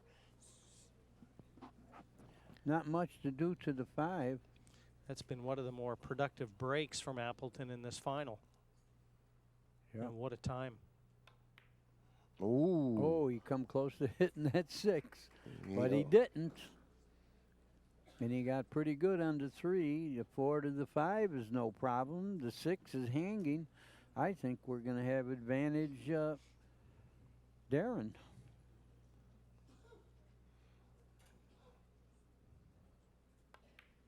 Well, this rack seems rather routine, certainly in comparison to that last rack. I just can't get over the gutsy Appleton running out the way he did, using that English that he did on that draw shot. You know he was going to come close to a hook on the 9 there in that last rack, but you know what? He didn't. perfectly positioned. I got to tell you this about Darren. He looks like in perfect physical condition. You know, I don't see any belly or flab. He's in condition, and that's why I say this is a sport. You got to be conditioned to hold up under this. He's not taking much time to get the advantage. His face says it all too. It just looks like he's not going to allow himself to lose this match. And now it's going to be advantage Darren Appleton. 13-12. He will break. He's got the serve. Break for the win in the next.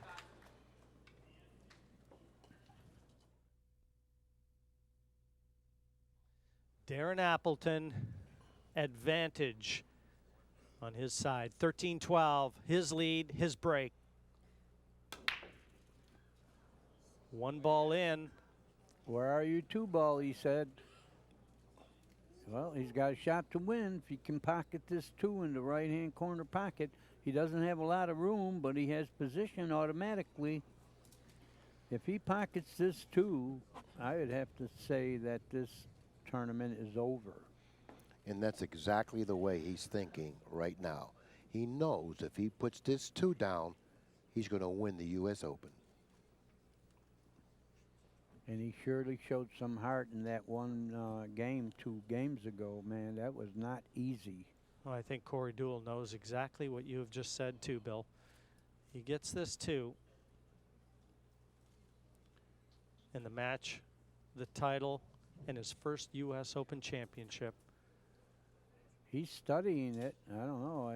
It's his shot. He's going to have to shoot. But like you said, Danny, he really doesn't have as much room as you think. No, he doesn't. Past that 7 ball. That 7 ball isn't the type of a ball that's going to aid him in pocketing the two. It's actually going to, it's a detriment. It's going to hurt him because I believe it's froze to the rail, and as soon as you hit it, it's like hitting the rail.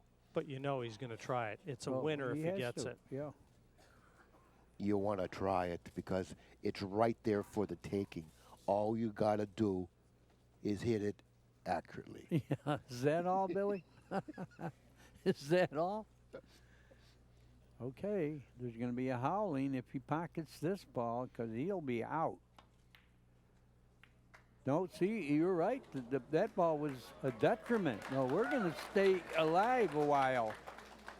That was it. He had a chance to win right there, and he didn't cut it enough. And the ball, like Billy said, was a detriment, not a help. Oh, boy. This is pretty exciting.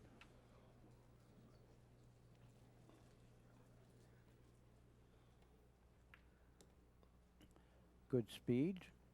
Who would have thought that that rule that Barry Berman brought in for this year's Open, first year, would have played such a major role in deciding the eventual winner? Well, it wasn't hard to believe that it wouldn't have, because there's so much parity, particularly when you get to this level of players in this stage of the tournament, because both of these players are really, really good players, and they've earned a right to be here. So therefore, the match figured to be very, very sharply contested, and it is. Yeah, it sure is. And that rule figured to have shown. So good under pressure, though.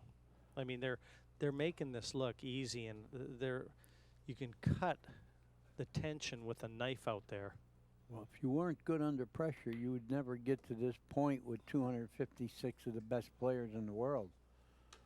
You know, so that part we could, you know, give them. They are good under pressure.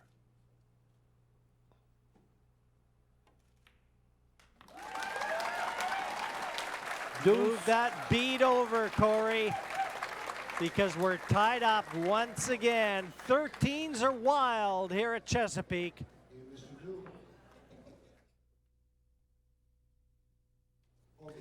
The crowd is starting to applaud when the rack is accepted here at the Simonis Arena. 13-13, Corey Deuel with the break. Uh-oh. He made the cue ball. That is really a no-no. You know, in his match against Kiamko, he did the same thing, but he went on to win that match. And after that match was over, he came up to me and he said, "I can't believe that I won that match after scratching in the side." And I looked at him and I said, "You're very fortunate." Well, Darren has got up to another tough layout, even with ball in hand on the 1. Look at the 3. 3 next to the 7 on the left-hand side. Obviously not available. That's what's concerning him right now, guys. And he's having a look, see if it goes to the bottom right corner. But either way, you know, this sort of situation, inexcusable for Corey to lose that cue ball at this stage of the match. No, whatever you do, keep the cue ball on the table. Look, he's going to shoot the 3 first. Okay, now I have a remedy for this situation. What's wrong with positioning the cue ball here, shooting the 1 into the 3, following the cue ball onto the 5, hooking them and loosening up these 2 balls right here? I think he would rather shoot to get the ball loose. I mean, if you play it safe, you're letting the guy get back to the table, even though it's not a good shot. But the difference here, Danny, is that you have the ability to put the cue ball in hand and control the cue ball on any angle you want. In other words, you could position the cue ball and making sure you almost freeze the cue ball to the 5 and at the same time open up the 3-7. The only reason I disputed you, Billy, is because I know he's not going to do that. Well, it certainly is an option that I would consider. Yeah. Well, he's not considering it at all. Even if you were there in his ear, I don't think he would do that. He wants to shoot. He has looked to leave himself the angle on the 2 to try and drop behind the 3. It looks like the 3 will go to the top right corner, right where he's looking. He's confirmed that. He's also got the angle to try and take the cue ball into those. But either way, you know he wants to get close to his work here. Well, he's probably going to try to go into the balls here, but it's a little risky.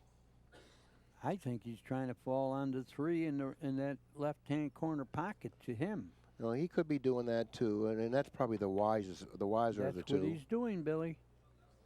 And he did it very nicely. How about that? How about that for cue ball control? Okay, where do you play the 4 ball? Well, that depends on what type of an angle he's left himself with here on the 3. If he's straight in, obviously all he needs to do is stop. He got the 4 on the side. Let's say he's a little crooked, but he still can kill it. If he's a little crooked, he may have to elevate. You know, the 5 is no bargain either. Look where the 5 is. Yeah, I mean, but it's it all goes in the corners. well, either but it's going to corner. depend. He's got to have the angle on the 4 to drop above the 5. You think it go? Well, it would go by the 6. It won't go. I think so. Yeah. Yeah, it barely. I wouldn't want to shoot it by the 6, but I think it will go. But it certainly wouldn't be my preference. He fell on this ball awfully nice. No, he's going to have to elevate possibly.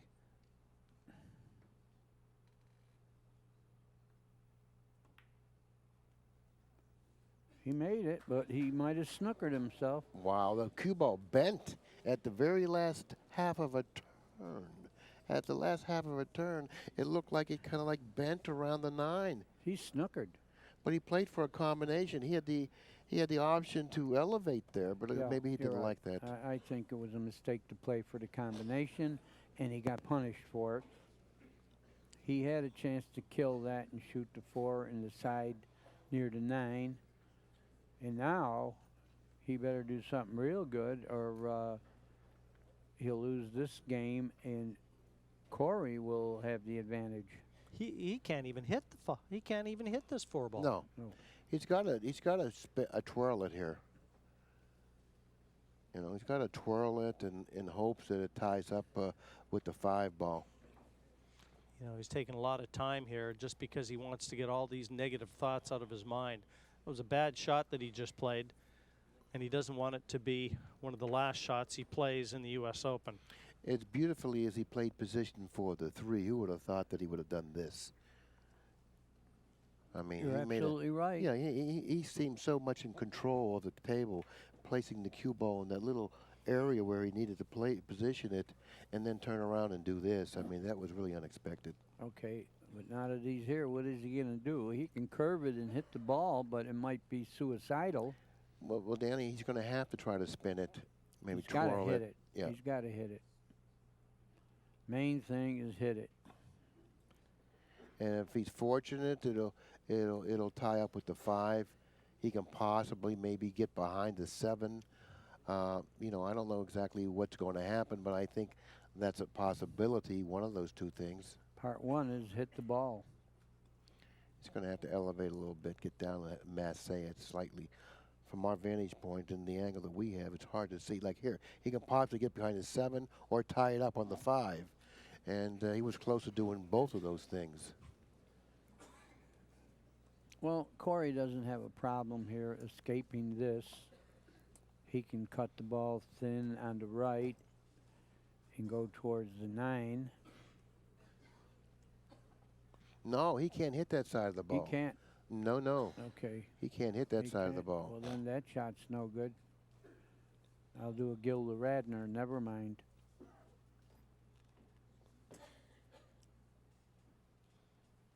Well, he can shoot the ball in the right-hand corner, but I don't think he wants to bet the game on that shot.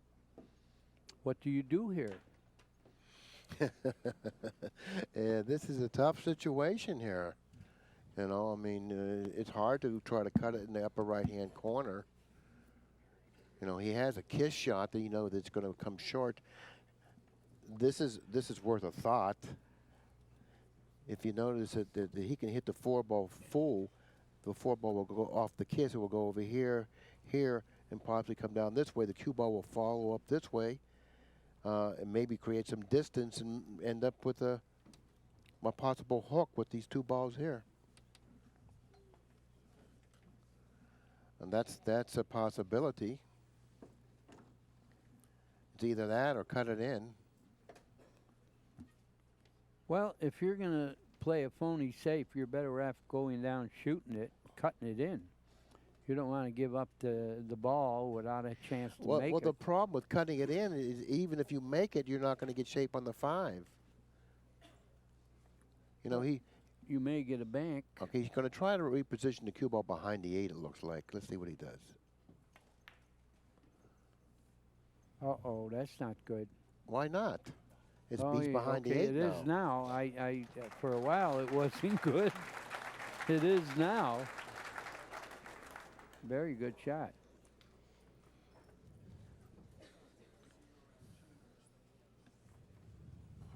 Yeah, Darren. It's time to get that jump cue out, it looks like. I kind of make him about even money to pocket this ball because he's going to have a real good look at it. I doubt that. Even money. I know you're a great odds maker, but Well, he's going to this have a is real better good look at it. it ain't even money, Billy. Well, I think it's going to be pretty close to even money myself, trust me. The way these guys jump balls. Well, we're going to find out shortly. Just resets, aims, and then raises the backhand.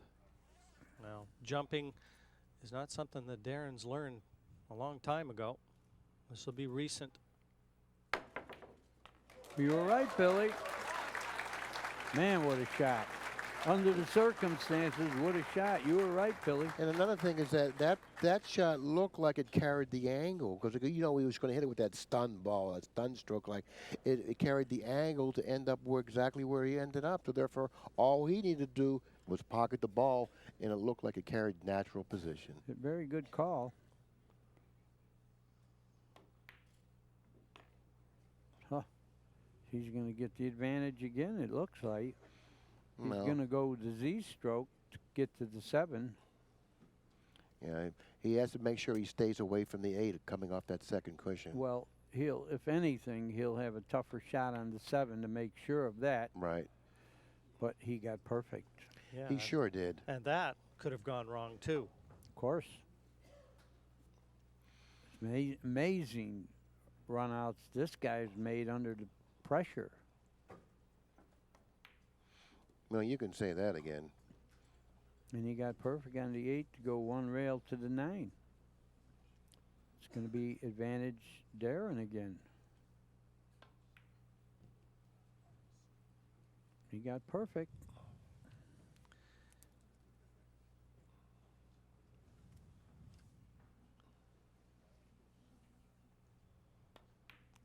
14-13. Dynamite Darren Appleton will once again break for the U.S. Open title.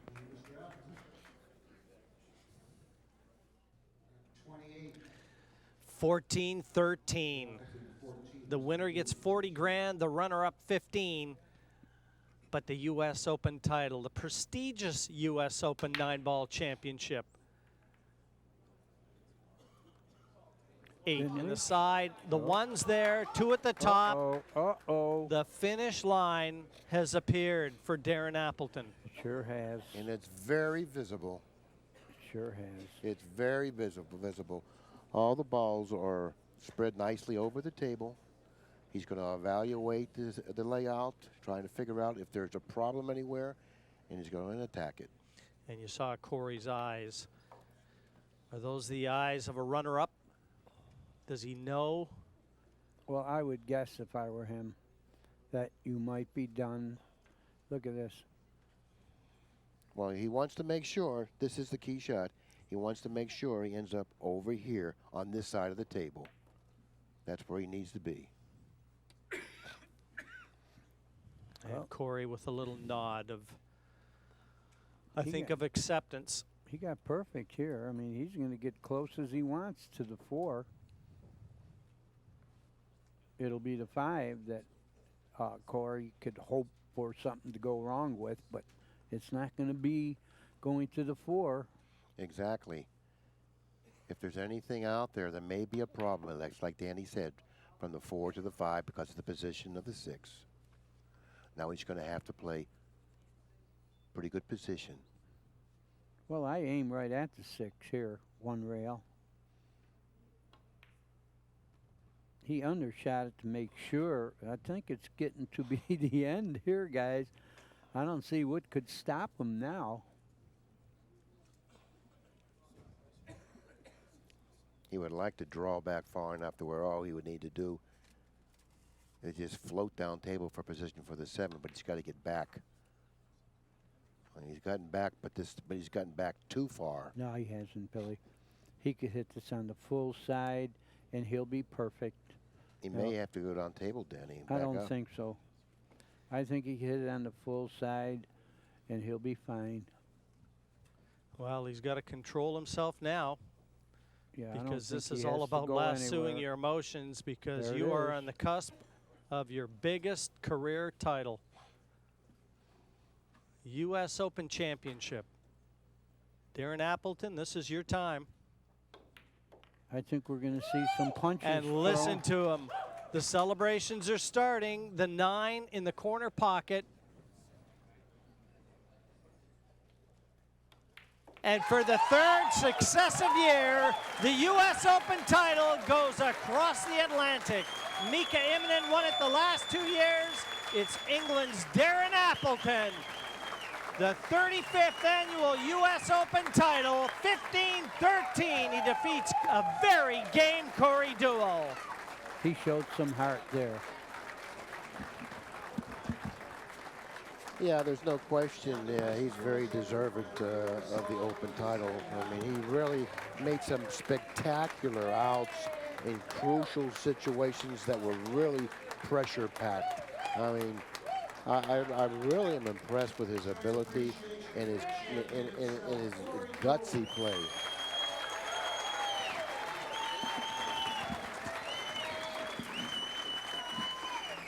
Best U.S. Open final ever.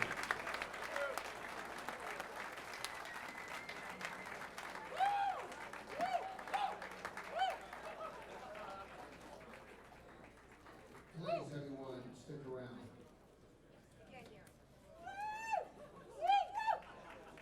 Timmy Weish. Got it here.